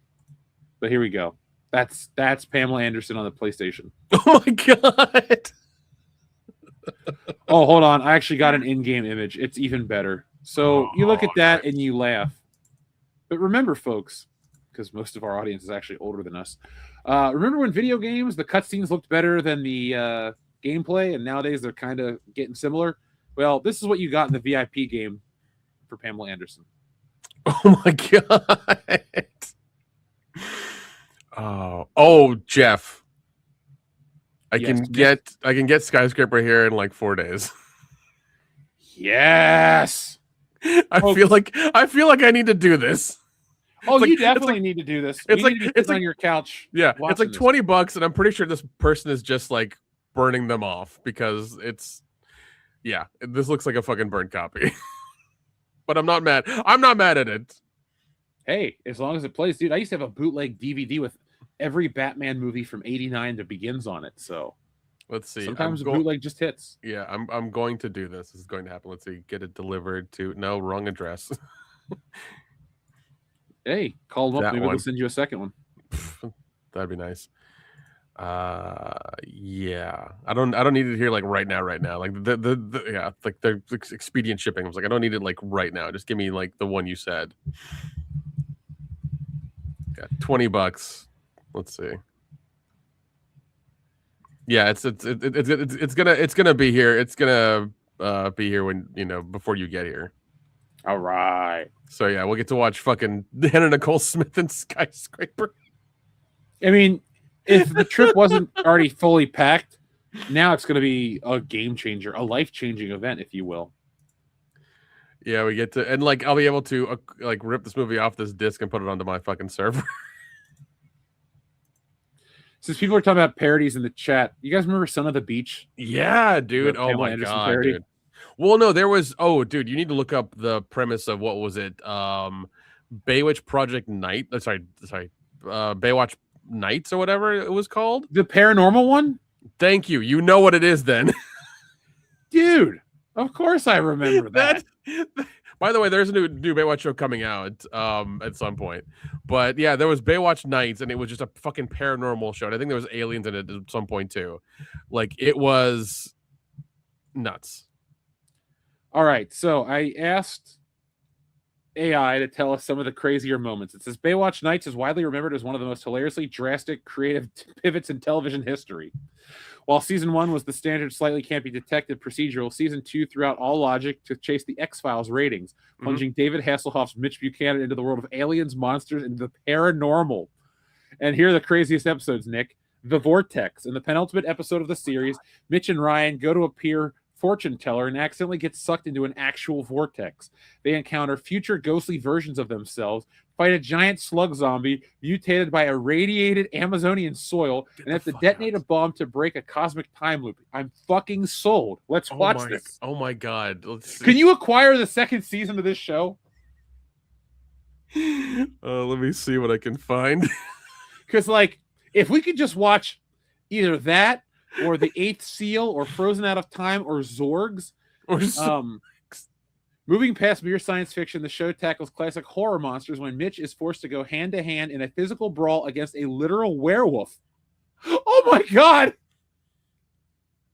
We have to watch this, dude. Oh my god. We have to. This is insane. Let's see. I don't know. I'll check out IMDb. Usually it tells you where you can stream these or whatever. If it can even be streamed. If it's on like Prime, I think it's worth like getting. Oh. Let's see. Like if I go to Plex, it'll tell me like where they usually are. They can be found next to the Pete and Pete season 3 DVDs. You're probably right. Oh, okay. Baywatch Nights is not currently available at all, and there's specials. There's season 1 and season 2. I think I looked on Google, like they did the shopping thing, and like you can buy season 1 and 2 DVD in a PAL format for like $110 on eBay. That's ridiculous. I mean, I can understand charging that for the original show, but not this one. No, these are 100% copies. I have to be. Yeah, because it's only one. It's only like one picture on the eBay listing. Like it's not. Okay, here's the thing. Complete series, $70, 40 sold. That's not too bad. It looks like a box set that somebody's drawn on. That's a DVD extra. That's not bad. It's a little bit better, but it's still a foreign copy though. It's a German one. Scheiße. Hasselhoff. Oh, Nick, I was trying to click off of it. Apparently that show Son of the Beach had a toy line. What? So Axel Foley never got a toy, but Notch Johnson got one. You need to get with your buddy and make some like high end, like full scale Beverly Hills Cop toys. Just do it. I want a 6 foot tall Judge Reinhold in my office. No, just do Just make like the nice like 8-inch toys and like fuck it, dude. I'll come over and we'll paint them together and just start putting them out on Etsy or something. Who the fuck cares? Yeah, you drive up. I'll get us an Airbnb. We'll just paint Axel Foley action figures on a stream. Yeah, that's what we'll do. We'll make for every 100 Axel Foleys we paint, we'll chug a beer, shotgun. There you style. go. Yeah. We'll just paint them, and put them in the little blister packs and sell them on eBay or Etsy or whatever for however much it is. Just get your buddy to like print them out, and we'll sand them into the whole thing, and we'll just put them together and just paint them. That's it. The joke is on us because there's like a high demand, and we like actually sell through a print run and make a profit. Yeah. And you can do the iterations and all that stuff, and why not? I'd buy that for $50. Well, don't worry, our Axel Foley figure is only going to be $47.99. And I'm sure you can get a scan or a sculpt of his face for sure. Oh, they already make those heads you can buy. Oh, there you go. Yeah. Then we're halfway there then. Yeah, we're living on a prayer. There you go. Just make them really articulate or whatever, and just that's it. We're good. Yeah. So, Nick, we have talked about the dead celebrities. We've talked about the worst movie ripoffs. Are there any movie ripoffs that we haven't mentioned that you're like, oh man, we should have talked about Godzilla 98 some more? Jesus, that's interesting. Godzilla 98 was I still will forever mention the P. Diddy song because it was such a weird promotional thing that MTV did for that movie. Also, Matthew Broderick being in it was weird too. And I think the girl that was his love interest only did that one movie and never did another one after that. I thought it was weird that Harry Shearer from this. No, wait, Hank Azaria is in that movie. The Simpsons. Yeah. I just thought it was weird. I think. Wait, are they both in that movie? I think they are. I just think I they're hate that because movie like so because much. like there's like some French like military there too, like secretly. Yeah, Jean Reno. Yeah. Because like Godzilla was exposed to nuclear radiation and like grew real big in the fucking ocean and walked across to New York and like had to, do that whole thing. So yeah, it was such a weird fucking movie. Actually, I think I'll acquire that as well because I like that one. Oh It's a shit man, movie. one of the characters has my last name. Yeah, Colonel Hicks. There you go. Yeah, and Frank Azaria and Harry Shearer. I wonder what it was like on that set. Probably annoying. Probably. Yeah. I mean, we can talk about the PlayStation protest or whatever they're doing. Oh, the blackout? Did you? Yeah, the blackout. Okay. We already have made our point about physical media 10 times over, folks, on the channel. We're not going to repeat it. But I'm just like out of support in PlayStation in general because I didn't like the PS5. No, I mean I have the PS4 and I like it. I'm able to like remote play games and shit like that. And I think if you give me the stuff on your hard drive, I'll be really, really happy.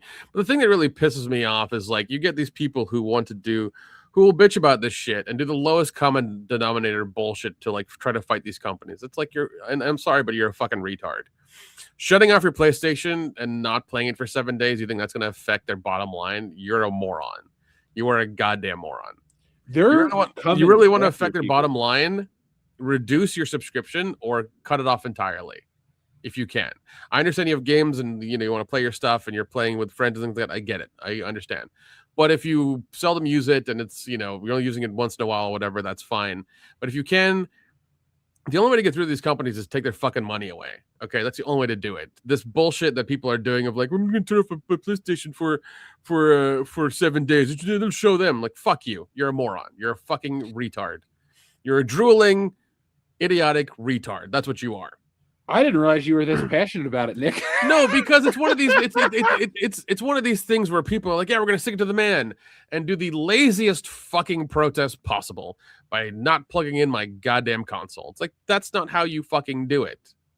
You take away their fucking money, and they'll realize it when they stop getting money. Then they'll fucking realize it. Oh, we fucked up. I mean, look. I mean, I know all these companies that like did dumb shit, with marketing and things back in the day. They got the fucking message when they lost billions of dollars. They got the fucking message.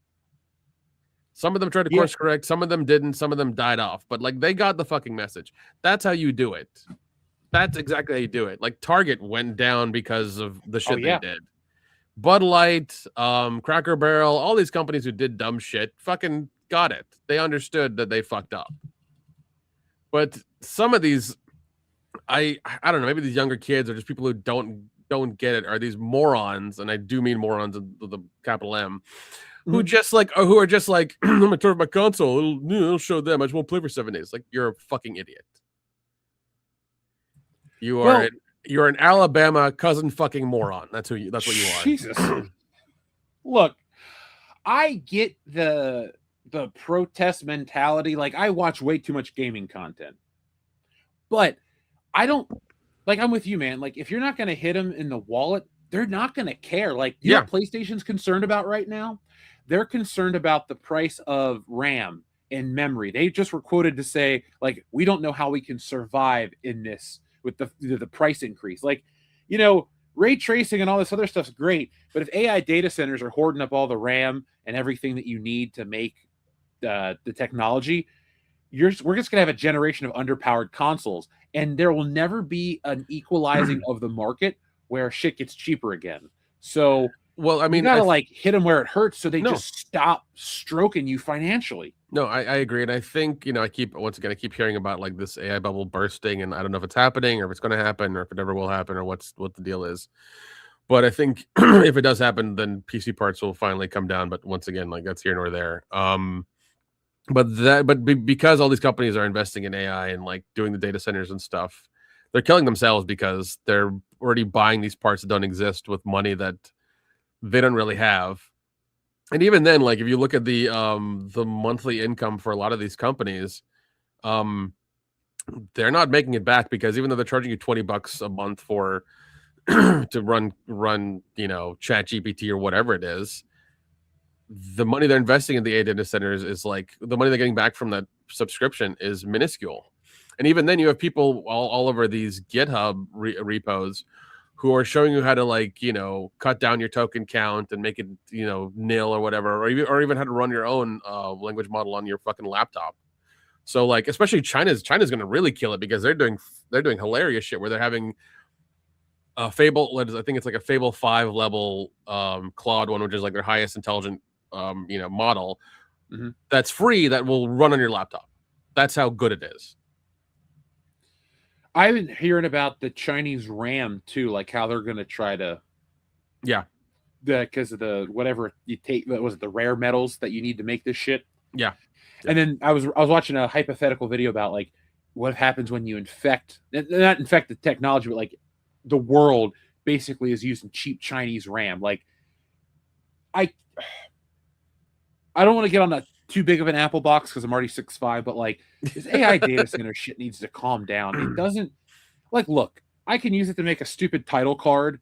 I can use it to make joke stuff. But if it went away tomorrow, our channel would still operate the same way because it's me. The only thing I would miss is my video editing software that just can do it by sound. Like I would miss that. But other than that, I'm okay with it. It's just, we're like, technology's getting to a point where we can do really cool shit on our own, but now there's a way to make it prohibitively expensive, because it was nice when everybody and their uncle could just go get a laptop, a $200 laptop on Black Friday. And, you may have been running a piece of shit, but hey, now you got Wi-Fi. Now you can run Netflix. Now you can do this. You can do that. You kind of take that away from people, and it's going to suck because you and I aren't going to stop buying it. We just got to. Yeah. I mean, I'm glad I built my server a couple of years ago when things were still cheap, because had I waited another like month or 3, I would have been fucked. It would have been terrible. But I'm glad I did it, because I'm able to have all my shit. But no, even Apple's wanting to buy back old iPhones to rip the components out of it so they can make their own RAM and put it into new phones. Like that's what they're doing. I saw something about that. Yeah, and I mean they're giving you better a bigger gift card for their shit, but who wants it? But then they're affecting the price of everything. Like you said, you can't buy a console, you can't buy a computer, you can't buy a phone, you can't buy a tablet, you can't buy a lot of shit because of just the price of these things. And it's going to, I think people are going to, there's going to be a bunch of YouTube channels that come up about emulation and how to do these things and get the stuff and have it working on your broken laptop you get from the pawn shop, And the thing that's going to make money are going to be those Bluetooth or wired controllers that you can get to play your game with. That's what's going to make money. And people and all these companies are going to go to shit because they're all investing in AI. That's great, but if it costs you more, and I think even people at the state level and the county level are going to get on them too, because if people's electric bill goes up because there's a data center in their state, they're going to say fuck that, and they're going to start. The state's going to have to start getting these data centers to pay for their own electricity, and that's going to cut into their prices as well too. So it's all going to come down at some point, unless we start seeing modular nuclear reactors powering data centers. I mean, there's a worse future, but no, I just don't like it. It's so dumb, and it doesn't do what we're sold. And all these guys like Sam Altman, I guess I learned a lot about how Silicon Valley makes their money, with speculative investment, more investment, more, and then it really just doesn't do anything. Eventually, it all just kind of peters out. That's what I feel like a lot of this is. We don't need, technology has made society dumber. This technology is not going to magically fix all of our problems, because you got a lot of problems. And this technology is just going to make people complacent and lazy. And yeah, it can be a great equalizer for some stuff. Yeah, I can use it to help organize things or do actual helpful tasks. But on average, people are just write me fan fiction from Friends, The one where Monica steals the Batmobile and gets arrested. Like, just dumb shit like that. That's what AI is used for, and it's just going to keep going down that path. Yeah, I do love seeing like the tech bro videos. It's like, do this with AI connected to these 4 things, and you'll make $1,000 a day. I'm like, calm down, just calm down. They're lying. I make $3,000 a day. Because like that shit, like all this reminds me of fucking crypto. That's exactly what it reminds me. It reminds me of the crypto boom of like a few years ago, when everyone was all about Bitcoin and this, that, and the other, and everybody were making their own coins in their fucking basement, and like they're doing rug pulls and trying to say we're going to the moon and this bullshit. It never happened. So like it was terrible. Did you hear how much the Grand Theft Auto guy made from his meme coin? A lot. I think it was over like $250. Yeah. He was taking the money from the transaction fees. Yeah, that's what he's doing, because he burnt his own founders coins because he didn't want to get found out where he was. I'm sure he's got like multiple wallets going through and like making sure that they don't find his location. But yeah, him making money off of like, and actually I think on a couple of these places you can actually just invest in his coin, which is crazy. Depending on what he's doing and stuff like that, like, we'll see what happens in the next few weeks or the next few months when, if they catch him, if he really has all these things he says he does and all the rumors are true and stuff. So it'll be interesting. I think he's done. Like, I don't want to sound like a shill, and it's really hard on the internet to talk about something you like because, it comes off as fake, but I do like Grand Theft Auto, and I have. Maybe I bitched about waiting 13 years and because it's garbage, it's too much time, but like, I'm okay with what I saw. I liked it, actually. And I think enough people liked what was there, and it was enough to talk about that even if he leaks stuff, people aren't going to care because it wasn't this new 26-minute bullshit hidden behind a paywall on Netflix that got me interested in the game. I got to say, the CyberLeak stuff convinced me to want to get the game because it answered the questions I was curious about. And I know a lot of people are going to say, oh, this game is going to be woke based on the new shit from IGN. I know they're saying that in the media. I think they're lying to just appease the game press, or, if I'm wrong, fuck it, then I'll be upset. But like, GTA was making jokes about butch haircutted feminists in the nude scenes. Like, they're making all the jokes. It's as violent as ever. There's dismemberment, gore. Like, it's got everything.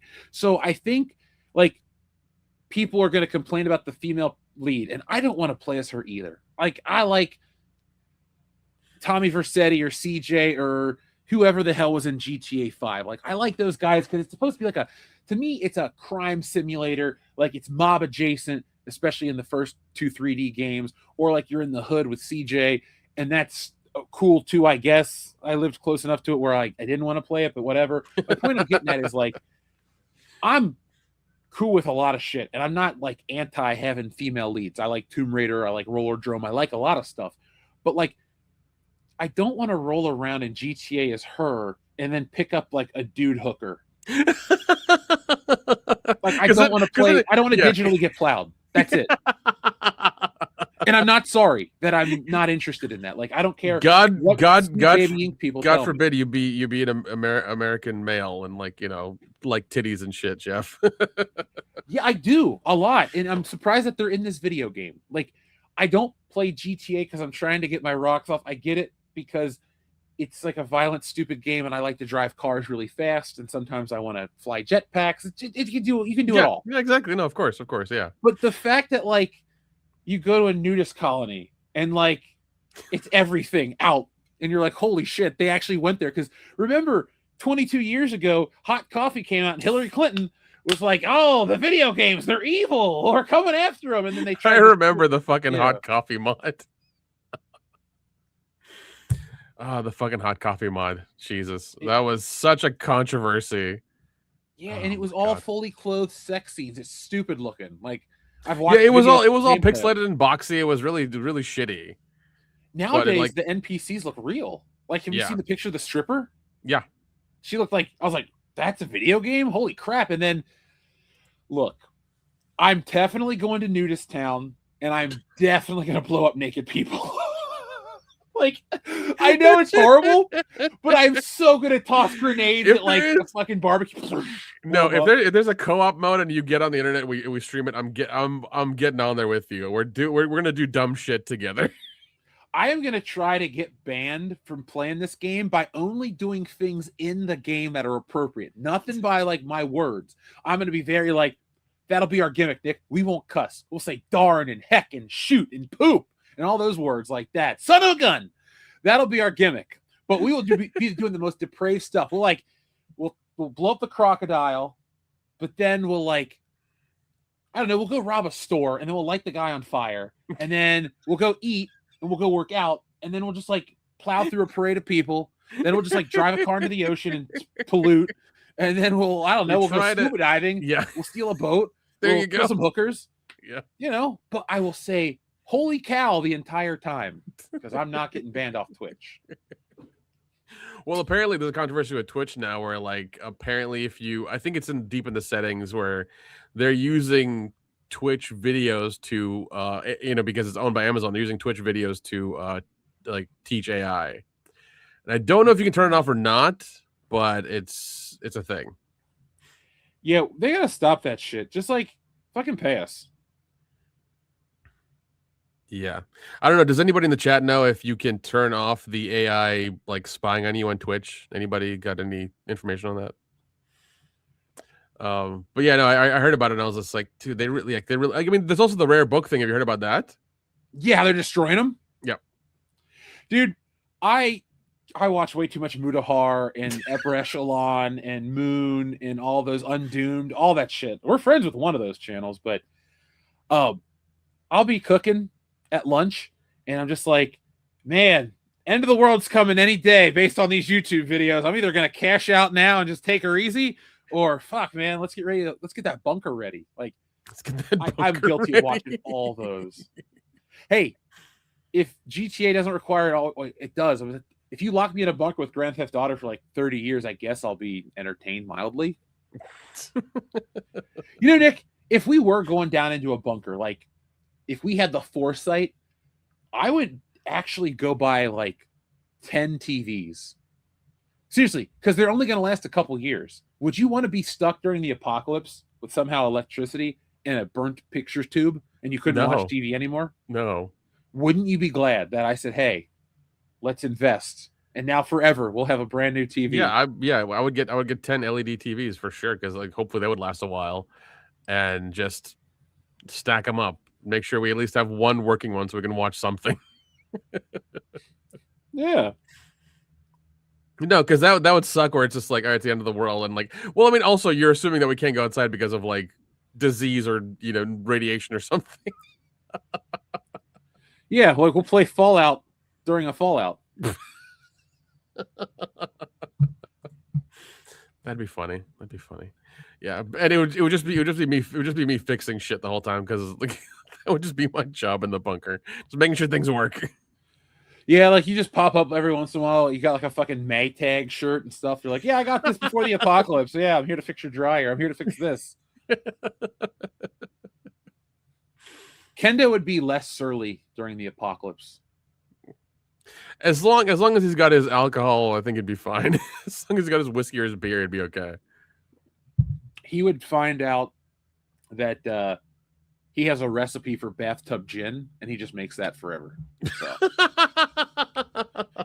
He's a one-man bootlegging operation. He's always talking about the cops coming to get him. That's exactly what he would be. He would be the one making us fucking either bathtub moonshine or wine, or trying to make whiskey.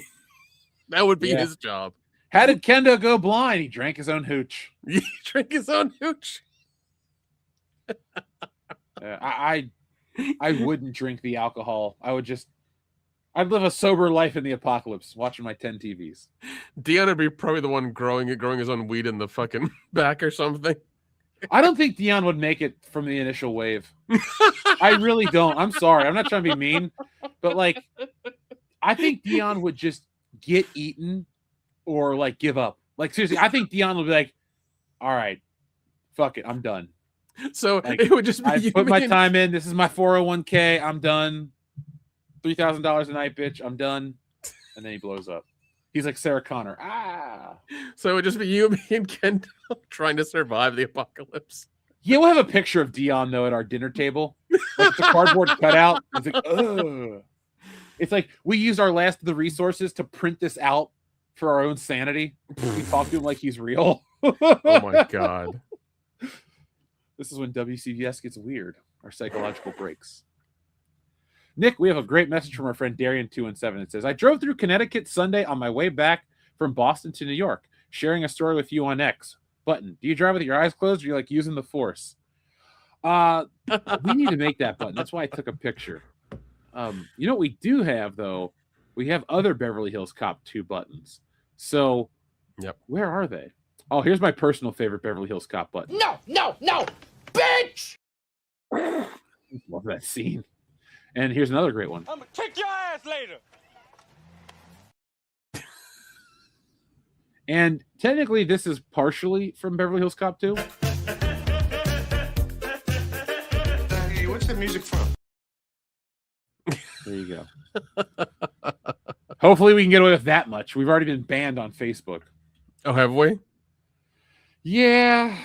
It's. I think. Okay, so the song is it because it's on YouTube. Oh, okay. The introduction song. Yeah, that whatever it's called, hover car. Oh, okay, so because it's got a thing on YouTube, Facebook doesn't allow it. Yeah, this is really stupid. Okay, whatever. Oh God. Okay, so let's see here. Okay, so do you drive with your eyes closed or do you use the force similar to the blind force user in Rogue One that's walking and dodging all the shots on a 4-lane stretch of road when a white Honda man moved from the second lane from the middle to the third? I was in the same lane as I just passed it. I just had stopped dead in the lane 3 and put on a right turn signal because I didn't want it to miss the exit. I saw the car spinning around as they did. Realized they didn't stop. Realized they hadn't stopped moving. Okay, so are you like trying out for Fast and Furious 11? No, I'm sorry. Dominic Jordan comes out in a walker. It's about family. I just shit myself.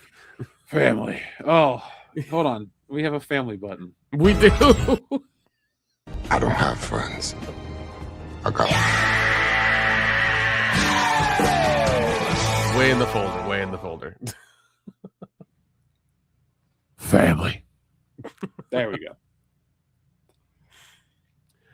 Dude, the north God, why am I drawing a blank? The northeast part of the country up there, I was driving years ago on a vacation, and Nick, I had to like swerve through some of the worst traffic ever because these people, I joke about like, oh, Atlanta traffic's bad or LA traffic's bad, but like we were up going towards Maine and like the people up there were just driving like shit. It was too scary.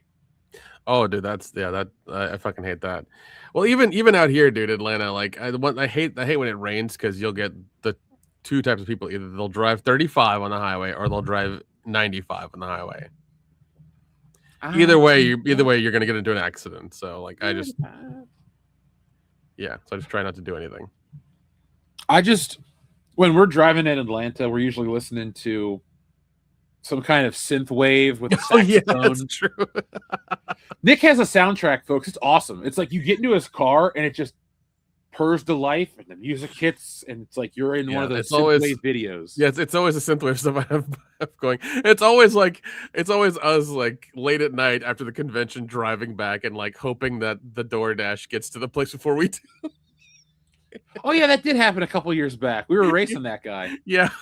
I don't remember what we ate, but I remember that was fun. It was pizza. It was pizza.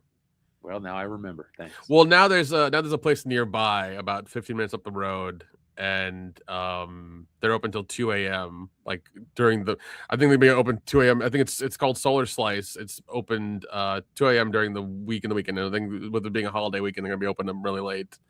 They do by the slice, but they also do pies as well. And I've had a lot of their pizza lately, and like it's fucking good. It's really. Nick, you just said doo-doo.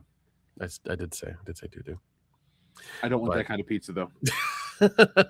No. Don't worry. It's not a German place. It's fine. Oh God. Why is Germany the shorthand for? Never mind. I guess it's that South Park. It is. It is. Thanks, Matt and Trey. Oh well, It is a good show. Thanks. it is. But no, it's a nice place. They're very retro. They have like little arcade machines and shit, and pinball machines inside. They have really good beer. I think they have a Baja Blast beer. It's pretty good. But no, I mean the guy's done so well lately that like he's able to build another pizza place like up the road as well too. So it's awesome. Sorry, I was reading the chat. I guess our cuss word in Grand Theft Auto will be hot dog. Sure. That sounds like the bee's knees, Nick. It'll be a copacetic stream. Isn't that swell? Oh God! Did we just get transported to 1952? What happened? I was watching a lot of Leave It to Beaver. Okay. No, I wasn't. I've seen the movie a couple times, but I've never watched a full. That movie is so weird, though. That movie is so weird. It's one of those times where they like. It was through that era where they were trying to make movies out of old shows. I know they did the Brady Bunch twice. They did Leave It to Beaver. Beverly Hillbillies. Beverly Hillbillies. Addams Family. Yep. The Fugitive is a TV show movie. Yep. So I don't even know if it's a guilty pleasure. I unironically like a Very Brady sequel. I've seen that movie probably 50 times. Because in the 90s, we had it on tape. I don't know how we got it when it was new, but somebody gave it to us. Like, oh, nice. They had watched it. They didn't like it. They gave it to us. We watched it. And I watched it again and again and again and again to the point where there's this stupid song called If Loving You Is Wrong, I Don't Want to Be Right. And I always think of Marsha and Greg Brady, like almost banging. So that movie is burned into this brain, man. Oh, man. It's like, I've seen it more than The Big Lebowski. Holy shit. And you know I love that movie. My brother would constantly watch Fievel Goes West, like on repeat. And I remember, like, I can't watch that movie because once again it'll trigger me like a fucking CIA agent. But that movie I'd watch a lot as well too, and like it was, yeah. So I had that on tape because I'm pretty sure Pizza Hut gave that movie. Yes, away they tonight. did. Yeah, if you ordered like the family package, they'd give you the tape as well. I remember that being a thing. So I was gonna comment how fast food promotions always made a movie my favorite. Back to the Future, discovered it through McDonald's, became a favorite. Wayne's World, got it from McDonald's, became a favorite. Fievel Goes West, hated that movie. I think I watched it one time. My mom's like, "Don't you want to watch Fievel?" I'm like, "No." I think, my brother would watch part 2 a lot, and like I remember watching part 1 once because I was curious about like what was the difference, and like it was pretty bad, but 2 was a little bit better. Well, he loved it because he was a fucking child. We all, but I just couldn't, like, it was one of those things where like having a little brother when you were a kid was shitty because mom would be like, let him watch whatever he wants, it's fine. I'm like, fuck you. It's like, you know what you should have done is switched out the tape casing from Fievel Goes West to like Terminator 2 or something. So well, that was the other repeat fucking movie that he'd watch all the time. Oh well, okay. Like, at least some of them were winners. Like, hey, that's a good movie. Yeah, but it's one of those things where it's like you'd watch them back to back, and it's like, okay, Freddie watched T2, let's not watch it again, and then he would rewind it, watch it again. I'm like, fuck, okay. And that's kind of a long one too. Yeah, it is. And it's well paced, but man, after one viewing of, I can't even think of a movie nowadays that I could do back to back. Yeah. Maybe when I was a kid, it was Star Wars. Seriously, it would be Sunday afternoons. Rewind it, watch it, rewind it. Sometimes it was 3 times in a day. I really loved that specific movie. Yeah, I could probably do like a spoof comedy like Airplane or like Blazing Saddles or something like that. I could probably do back to back. That would be more something I could probably do back to back. I couldn't. Maybe like a really just like ridiculous action movie like Speed and Speed 2. Like I could do those back to back. I could definitely watch Halloween back to back. Yeah. I could definitely watch Die Hard back to back because it's such a satisfying movie, but it's entertaining the whole way through. Yeah, not Ghostbusters, not any superhero movies because they're too damn long. Yeah, well, especially the Marvels of like now. I feel like those were a lot of them were one and done. I mean, I will say this. I will say, I was at the gym earlier and I was like, they had on FX, they had Iron Man 2, and I was like, that's like that movie's really fucking good. Like that one I could rewatch. That one's really fucking good. Is it because Elon Musk is in the movie, Nick? No, it's because there's like the F1 scene. There's a scene where he gets really like there's the Randy's Donut scene as well, where he meets, he meets Samuel L. Jackson in there to cure him a little bit. There's a thing in his house with Rhodes where he's like getting drunk and doing the whole party thing, and there's a fight with a really good music. Robot Rock, yeah, and like they're both fighting in the house. Like that's fucking awesome. There's that. There's a lot of good scenes in the movie that I really like, and I was like, "Fuck, was really good." Like Iron Man 2 was really fucking good. I haven't watched it probably in a decade.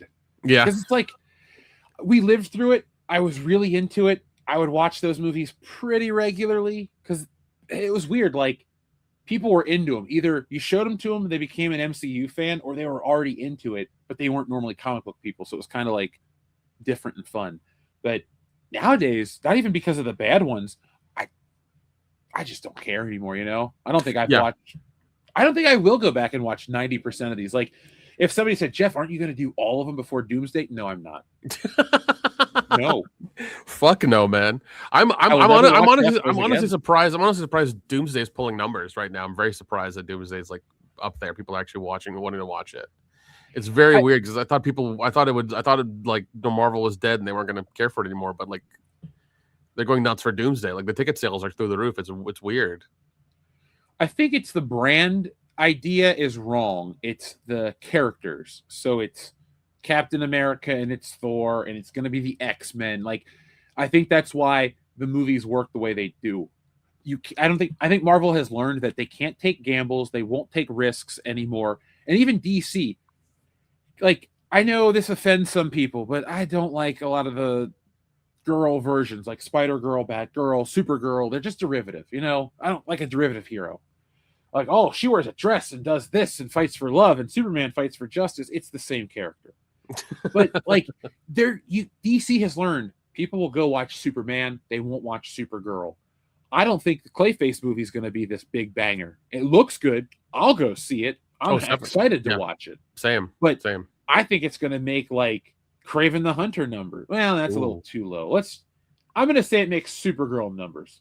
Yeah, people are like, but it's a Batman movie, but it's not Batman. Yeah, I have a little faith in Clayface, and like once again, DC can go R. That's the thing they don't flex, and it's really stupid. They need to flex that more, and that's the thing that they have over Marvel is like they can go R. They can go PG-13 and still like make money. But they don't want to do that because they want to play the fucking Disney Marvel game where they just want maximum saturation. And it's like, no, you can do something that the other guys can't. I don't know why you don't do it. Yeah.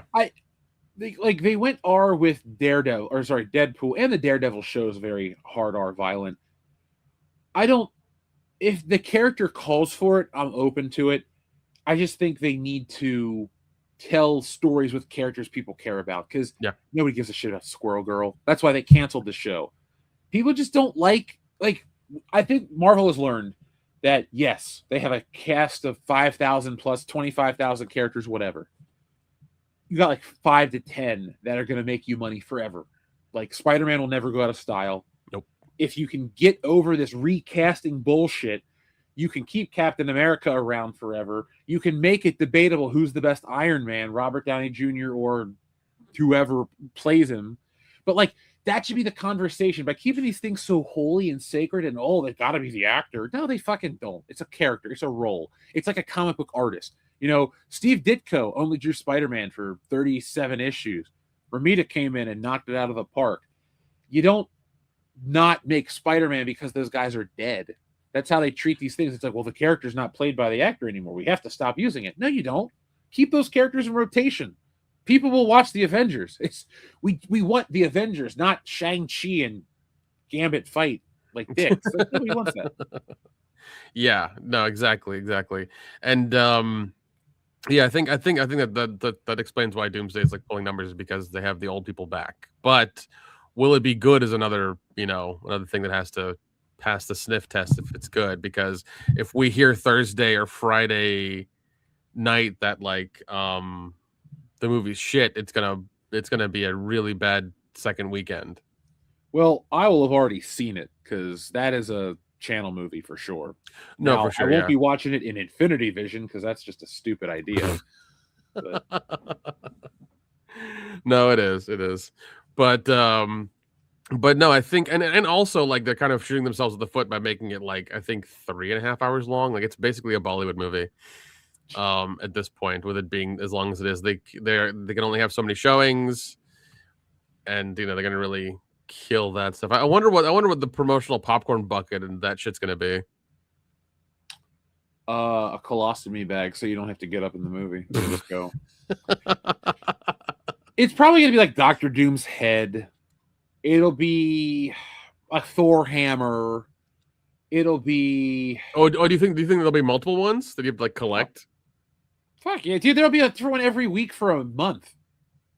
It'll probably be different ones for different theaters, like Cinemark, Regal, AMC, whoever else. Like, yeah. They'll probably do like the Fantastic Car. I think if they're smart, they'll make a Shuricopter popcorn bucket. It's world class. 27 million are sold. It'll be more popular than the Shuricopter itself, which is pretty easy to do. Oh God, but no, I think because I think that like you said, there were rumors out that like the story's going to be a certain way and it's not going to be very good or something. And I think if people see that and they know it, they're like the second weekend drop off will be significant.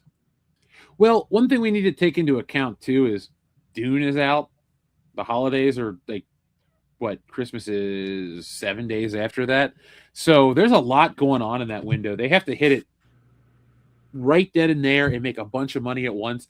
I don't think it matters about legs. I think that build is all they care about because they got to get that hype in and then the kids out of school Christmas hype in, because it doesn't matter if the movie shits the bed and it's terrible. You're going to have all the people that are like, well, I'm already taking the tribe, the in-laws are in from Nova Scotia and we're bringing the neighbors' kids and we're all going to see the Avengers. The in-laws are in from Nova Scotia.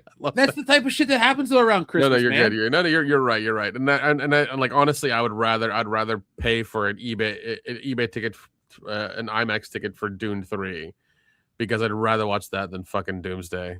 God. See, that's the beauty of the channel. You can go watch Dune. You can report back. I'll cover the Avengers. I'll report back.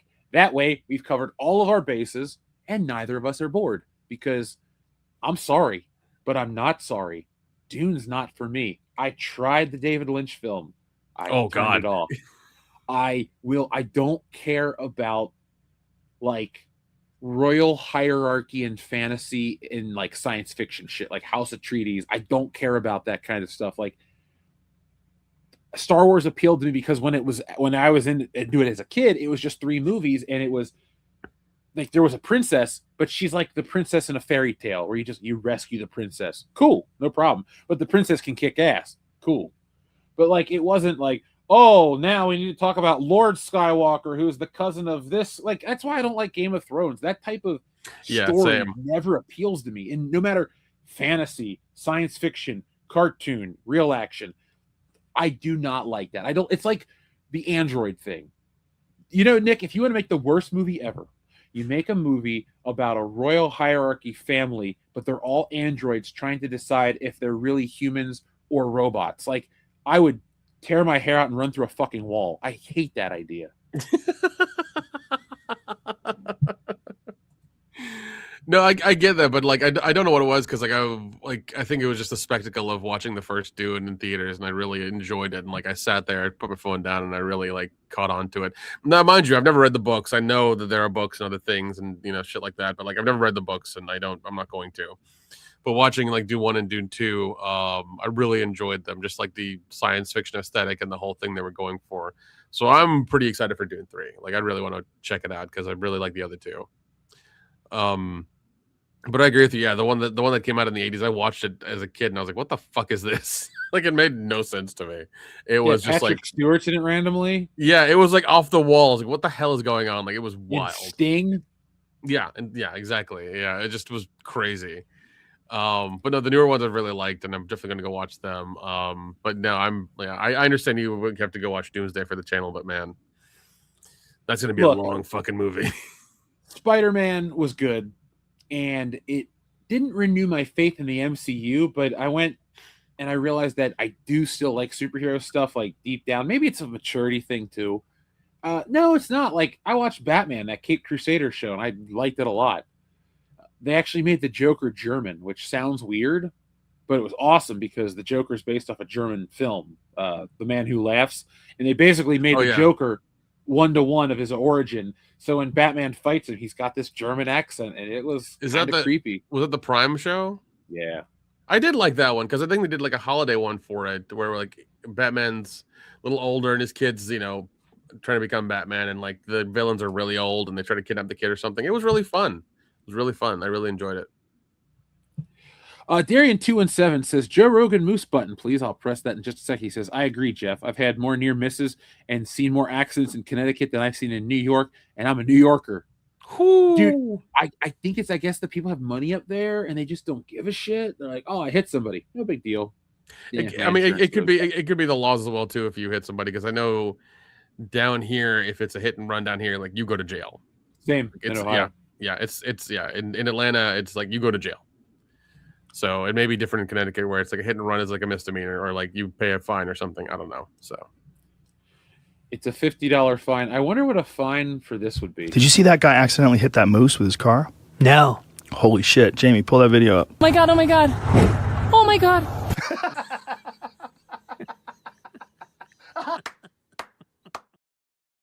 I feel like it'd be the same thing if you hit a bald eagle in America. Like, you know, it's you're going to go to jail.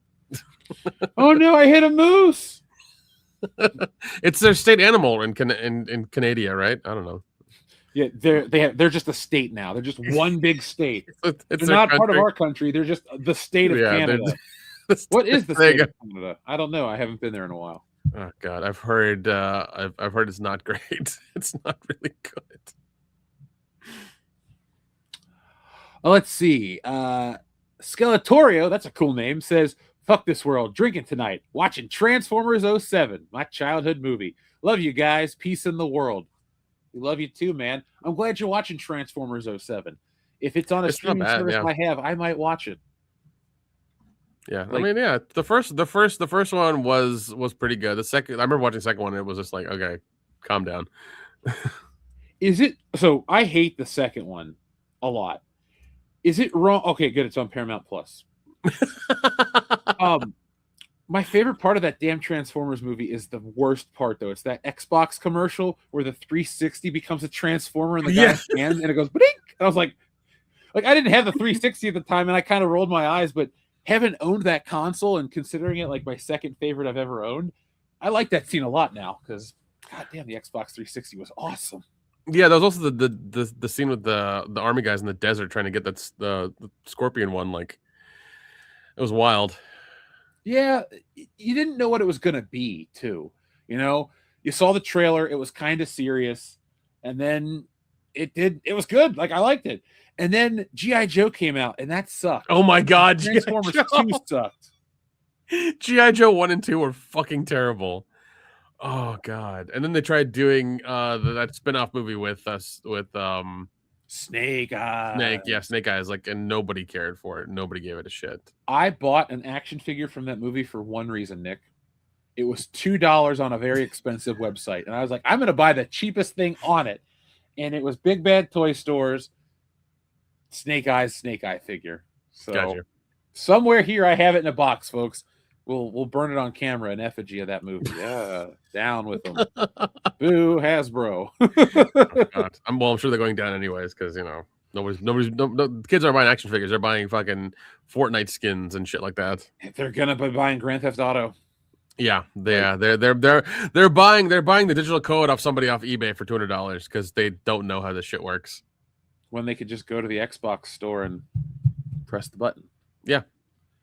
I'm not into the price though. That's the thing. I'm not like $100 for a video game. No, like I don't care that it's this Grand Theft Auto. It's just if they were to say to me, "Hey man, this deluxe edition means you'll never have to buy DLC and multiplayer." Yeah. Okay, then I'll buy it. Well, then I feel like I'm buying early. The worst thing is that I think this is like a industry test, like. And it's working because they've been jacking up the price of games for a while, And the fact that the fact that this is $100, people are buying it, they're making a fuck ton of money off it, is going to be a problem for any video games coming out in the future.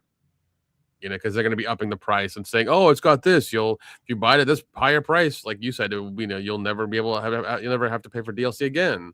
And and this, that, and the other. They'll tack on shit to it that we think is good but doesn't really matter. And it's going to be a problem. Hey, you can play Fortnite and GTA now.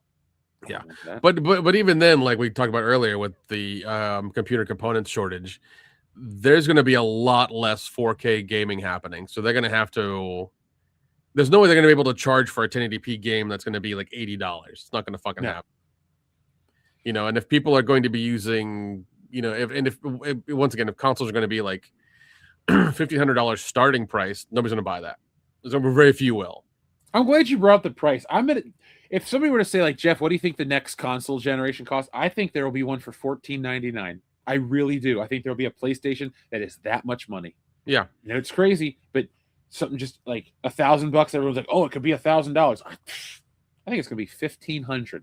$1,500, yeah, no, I think $1,500 is gonna be like the base model or maybe even the mid-grade model. But I'm gonna go with the $1,500 is the top tier, but I say the lower tier is an ad-based thing.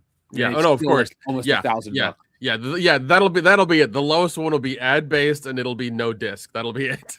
Yeah. Well, if it's any PlayStation, it's all no disc because they said no to that. That's true. But no, I think I honestly think people will get into emulation and trying to do the stuff on their old machines or things they already have because of the component shortage.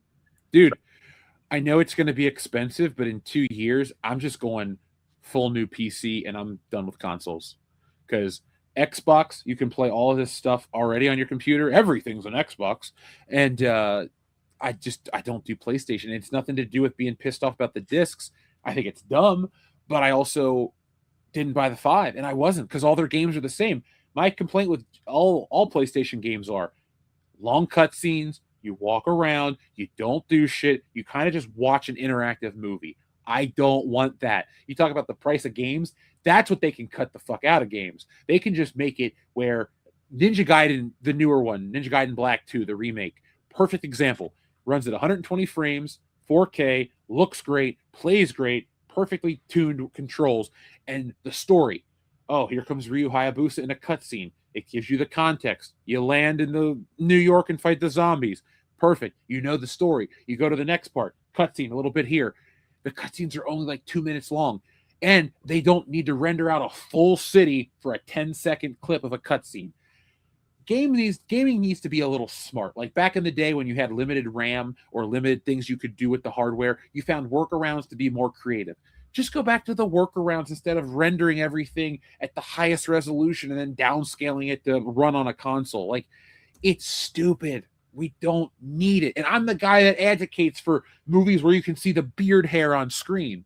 Like with gaming, you just over-engineering this shit. No, I agree. I think like 1080p gaming is we all really need. 4K is a little too much. But I think it's going to be a point of contention for the the next few years because once again, AI and the component shortage is going to be the bottleneck for all of this because like nobody's gonna be able to do it. And I think everybody's gonna go with your thing where we just kind of build a computer or build something that will suffice us. We'll be able to play stuff using emulation or maybe even like Steam OS or whatever the hell it is, or Steam account, and have it do that stuff. This way we can play our games. But I think they're really shooting themselves in the foot with all of this because a console that's like above $1,000 is too fucking much. I'm sorry. I'm with you. I'm done with that shit. It's too much. Yeah, because they want you to spend 20-something bucks a month on a subscription and all this other crap. Like, when the Series X came out, it was $500. I thought, I'm paying a lot more than I've ever paid for a console, but it looks cool. The games look cool. I got it. I had Game Pass. It felt like it was worth the money. Like it was a great value, actually. And now it's gotten to a point where it's like, it's kind of a good value, but I don't find I'll put it like this. I like that I have it. I'm not getting rid of anything. But at the end of this all, I'm done. Goodbye Xbox. Goodbye. Unless the next Xbox is fully backwards compatible and has all this random shit that I couldn't only dream of, and it's not $1,000, then we'll talk. Yeah. But until then, I'm good. No, same. And I have my PS4 and I love it. I'm a PS4 Pro and I absolutely love it. I changed the hard drive in it years ago and it's it's great. But I think I'm with you. Like that's my last PlayStation. I'll play it. I don't even have PlayStation Plus on it anymore. Even the thing that happened to me, I remember talking about this a few months ago, where I was home for a bit and I wanted to play Red Dead. And I thought about getting the digital copy and it was $60. I was like, fuck yourself. And I went to the GameStop near me, and it was brand new. It's still in the package, $20. That's how the cycle should go. I'll fucking take it. Give it to me. It's fine. She's like, are you doing protection? I'm like, no, I don't. Just give me the disc. I don't need a condom for my video games, man. Yeah. Well, remember there were those disc condoms that actually came out. Dude, I still got those Wii ones. Because they were like really thick rubber on the ends too. Because they were bounce off your TV. Yeah, they were. Dude, I remember those disc condoms. I remember having a few of them for some discs I had back in the day. Remember the disc doctor, that thing that you would turn with the crank arm to dude, I ran through those like crazy because I was burning a lot of CDs and DVDs, and I still kind of am. So I'd always because they'd always get scratched because I would have thick piles on my desk of just burnt discs and stuff. So they would scratch because I'd thumb through them like they were fucking cards, and they would scratch or I'd drop them or whatever, or I'd let somebody borrow them and they'd fuck it up because they didn't take care of my shit. So I'd always have that on me. Basically, that thing would resurface the fucking disc. It was wild. Yeah, all it needed was that solution. Yep. And the goddamn solution, yeah. Jeez. Simpler times. Yeah, I went through a couple of those disc doctors. I just remember Media Play would have stacks of them, and they would always sell because people were going through them. But my mom was like, "We should get one." We never bought one, but I was pretty good with my discs, so everything worked. Yeah. Funnily enough, the only disc-based anything of mine that ever broke was the original Xbox. It just stopped working probably years into the 360, so I wasn't even using it anymore. But still, that's the only system I've ever had that broke. Now my PS4 won't connect to the internet, so that's weird. Do what now? My PS4 won't connect to the internet, hardwire or Wi-Fi. It just won't connect. Oh, so wow, that's weird. So it may be a piece that's fried or something. Maybe it's a transistor that's messed up. All I know is that they can't send me the kill switch to download anymore. So my PS4 is safe for life, bro. Oh man. Yeah, no, like I said, I love my PS4, and I'm just gonna keep buying physical games for it. I'll just, or maybe I'll just, have you give me your hard drive stuff and just emulate on there or something. Who knows? Don't you have the PS4 Pro? Yeah, I got the Pro. So you're basically playing with a low grade PS5. Yeah, because look, I get there's a difference. I'm not gonna act like there's no difference, but we jumped up this much between generations. It used to be about this much of a jump. I'll never forget going from a Super Nintendo to a PlayStation to an N64. It was just oh god, whoa. Yeah. And then even when I got the GameCube, because it was I had played 3D games, but this one got it right. Rogue Squadron 2, that looked awesome. Smash Brothers looked awesome. That was, I guess the 360 was still a pretty big wow factor for me, but after that one, I was just the PS4, it looks better. or Xbox One X. What'd I buy? Series X. And it looks better, but not, hyper realistic. Yeah, then sort of getting into the hyper realistic stuff, which was the main selling point, and that's why we had the Video Game Awards and IGN and all the other bullshit that happened. What was There was E3. Fucking E3 was the start of that. E3. E3 and the fucking booth babes. That was a dream. That was the fucking dream. To go to that and to see all those girls scantily clad and trying to sell you their fucking game or whatever. God. I remember watching G4 and watching it and be like, dude, I gotta go there one day. Back when you could do sex and technology, now everybody's uppity. Well, it's funny you mentioned that because CES in Vegas would overlap with the fucking the Adult Video Awards. They would overlap on weekends, but they're separate now because who the fuck knows why? But like that, apparently that was like, you know, the weekend in Vegas. Like people would do CES and like go try to, you know, bang a porn star. Look, if I just launched the hottest TV of whatever year, of course I'm going to pick up the hottest porn star that year, man. I'm riding high. Liner, diner, Yeah, 69er. I think that's when America started really like, you know, crashing, was when CES and AVN like were not on the same weekend. Yeah, like people need an outlet. Men and women both need an outlet. Folks, we're trying to take away the humanity from society. We need to bring back that element to everything we do. Yeah. Yeah, I agree. But yeah, CES and AVN need to be on the same weekend again. Or at least like, yeah, they need to be on the same time for sure. Because what does Vegas have anymore? Like Vegas is dying. Yeah, it's really expensive.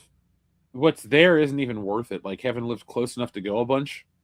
It's like, yeah, after a while it's just Vegas, you know? Yeah. No, even hanging out with Kendo, like we never went anywhere near it and we were fine.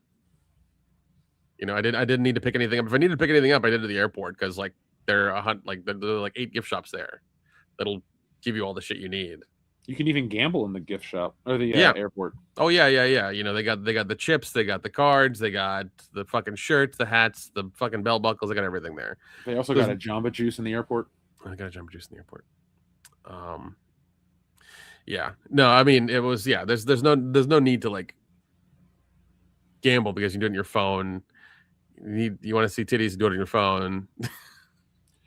Yeah, but like if they're so aggressive at Vegas strip clubs, it'd be a different story. Oh yeah, that's really fucking weird that they're that aggressive at those strip clubs. Like the one now, folks, I get it. You're not going to compare Las Vegas to Lexington, Kentucky, but I am. At least at the one in Lexington, it was the most chill experience ever. Like, I don't know if I ever told this story, but we were like hanging out with the women, and you know they always say, "Buy me a drink." I was like, "Okay, lady, I'll buy you a drink." I bought her the strongest shot possible, and then I took the shot, and she took it to follow me, and like one shot fucked her up. Remember, she was like having trouble. Well, no, I wasn't there because you were there. Sorry, I was so drunk I thought you were there. Calm down, Dion. Sweating all over again.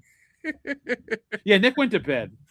No, because I never got an invite for the strip club. I was not told to like come. Hey, meet us here. Like I wasn't told. You know, I will apologize and take the L on that one. I don't think it ever occurred to us to text you. Like I honestly, I don't know why we didn't do it because was Dion there? No, he wasn't. No, okay. He wasn't. It was Dion, just Phil and Dan. Yeah, it was Phil and Dan, and then I think Tony showed up. That's who it was. Who? Tony, the 3D guy. Oh yeah. Tony showed up. Yeah. And I think me coming up was like it was an open invitation. It was like, oh, come up if you want to. That was the thing. Oh. And so next time, Nick, we'll go back and take you. We need to get the information for that short female that comes by and like does the stuff at the Ren Fair. The bikini jousting? Yeah. We need to get her information. She always remembers us too. She's like, but "Hey like, guys," and gets like, you know. Yeah, I need to look through our like Instagram tags and see if she's tagged us in the picture or anything because like, and we need to get information. Like, we need to televise that shit and put it on pay-per-view or something. I need to run commentary. This voice is made to talk about sports. Bikini jousting, folks. It's the future. Yeah, you and me will get those ridiculous suits and we'll do commentary for bikini jousting. We'll get something else besides the ridiculous suits, Nick. We'll get the broadcast rights. There you go. We will retire in our 40s, like fucking bikini fat jousting. cats. Bikini jousting. We'll take it to the moon. We brought back the little bit of sex appeal that society was missing. We just keep it classy. Never mind. I'm not going to make the joke any further. Yeah. We keep it classy, and we make ourselves trillionaires with a T, because that's the only way you can spell it. Yeah, but no, I'm entirely down with that. And there's a really easy way to put that all together on TV as well. Yeah, I will. I've already got the technology side worked out. I'm good. Well, I know a couple people. I might be able to get us in front of an Amazon exec. Oh, yeah. God, does Bezos need any more money? Hey, if bikini jousting makes him a couple extra mil, but it makes us a couple mil, hey, take your cut, dude. I don't care. I got a point there. Like, if I hold my breath, he just made another $1 million. It doesn't matter, you know. What we'll do is we'll use our money to fight the power by creating bikini jousting, and then I'm sure we'll buy some other TV rights. And before you know it, dude, we're like the Golden Globus of international distribution TV rights. But what we do is we only put out stuff that's really good, or the stuff that makes stupid amounts of money, like bikini jousting. Do it in French too. Do it in French. That'd be the way to go. That'd be the way to go. Speaking of the way to go, Nick, I think it's time to go. Wouldn't you agree? Yeah, but yeah, no, we definitely need to get her information and maybe even go back up to Kentucky or Ohio and watch bikini jousting when she does it. So, it's currently going on, Nick. Sorry, it's about to start in 2 weeks. The Renaissance Fair hasn't started yet. It's like a 2-month event here. What do you know the range of dates? Ohio Renaissance Festival. Okay, it's huge. They used to have this awesome commercial for it. Buy one, get one free. Let's see. It runs September 5th through November 1st. Okay, here's what we'll do then. Okay, I'm already coming up for like the amusement park up there. Whatever it's called, Kings Island. I'm coming up for Kings Island. Yes. I think I'll stay an extra day and we go to the Renaissance Fair. All right. It'll be a little, I've never been. It's a far-ish drive, but we'll go, you know? Yeah. I'll get a turkey leg and a jug of mead, whatever, a mug of mead. I'll get one of those. And then we'll walk around and watch bikini jousting. We'll do our own running commentary. Yep. We could just turn this into that. What was that lingerie football league that they had for a minute where the girls actually wore shoulder pads and played football? It was just called Lingerie Football League. You got it right. Hey, you never forget art when you that see was it.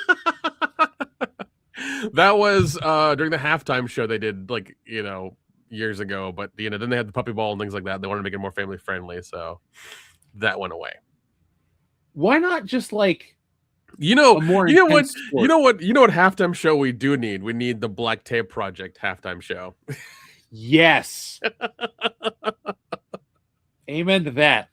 That was the night. We're getting ready for the con. You know, we're eating I think I got McDonald's that morning. We're getting our suits on and shit. And there's the Black Tape Project. Just Nick, yeah. Thank you. You made the weekend. Yeah, if you guys look up the Black Tape Project on YouTube, it's like a 30-minute video with like kind of not the greatest music, but it's women in black electrical tape walking across the stage. And I think at some point, like, the guy will make the outfit in the back. He comes out like he's ethnically ambiguous, but he's some dark-haired brownish dude who comes out with like a tracksuit on, and he's got like the fucking tape. He's got like 12 rolls of tape on each arm, and he's like taping it, pulling off his mouth, putting it over the nipple, doing the line. Like, he's doing their whole body, and he's coming in with a fucking razor and like feathering it, and then like putting the back of his hand. It's really that. It's a job you've wanted since you were 15. Yeah. He's living the life. I guess I'm just bitter. He is. Sorry. Now, folks, remember, we went a little longer tonight because we will not be here next week. Nick and I will be live from Dragon Con. Nick, hold me to it. I actually do want to broadcast there from the con, even if the reception is shit, for at least 20 to 30 minutes, so we can do something fun. We'll find the place with the best reception, and we'll try to do something for sure. And I mean, if I get reception too, we may do like you do Twitter and I do Instagram or something like that, and we'll just, you know, figure it out. So we can I'll log into StreamYards and we'll just broadcast to the channel. There you go. That works too. But you can still do one of the opposite ones. That way we can push people to our Instagram. Yep. There we go. Yeah, we can do that. Because then people know. Follow us on Instagram, folks. This is a cheap plug as we're closing out the show. We'll be posting on there so you can try to find us like at various places at the convention. Where are the men in black?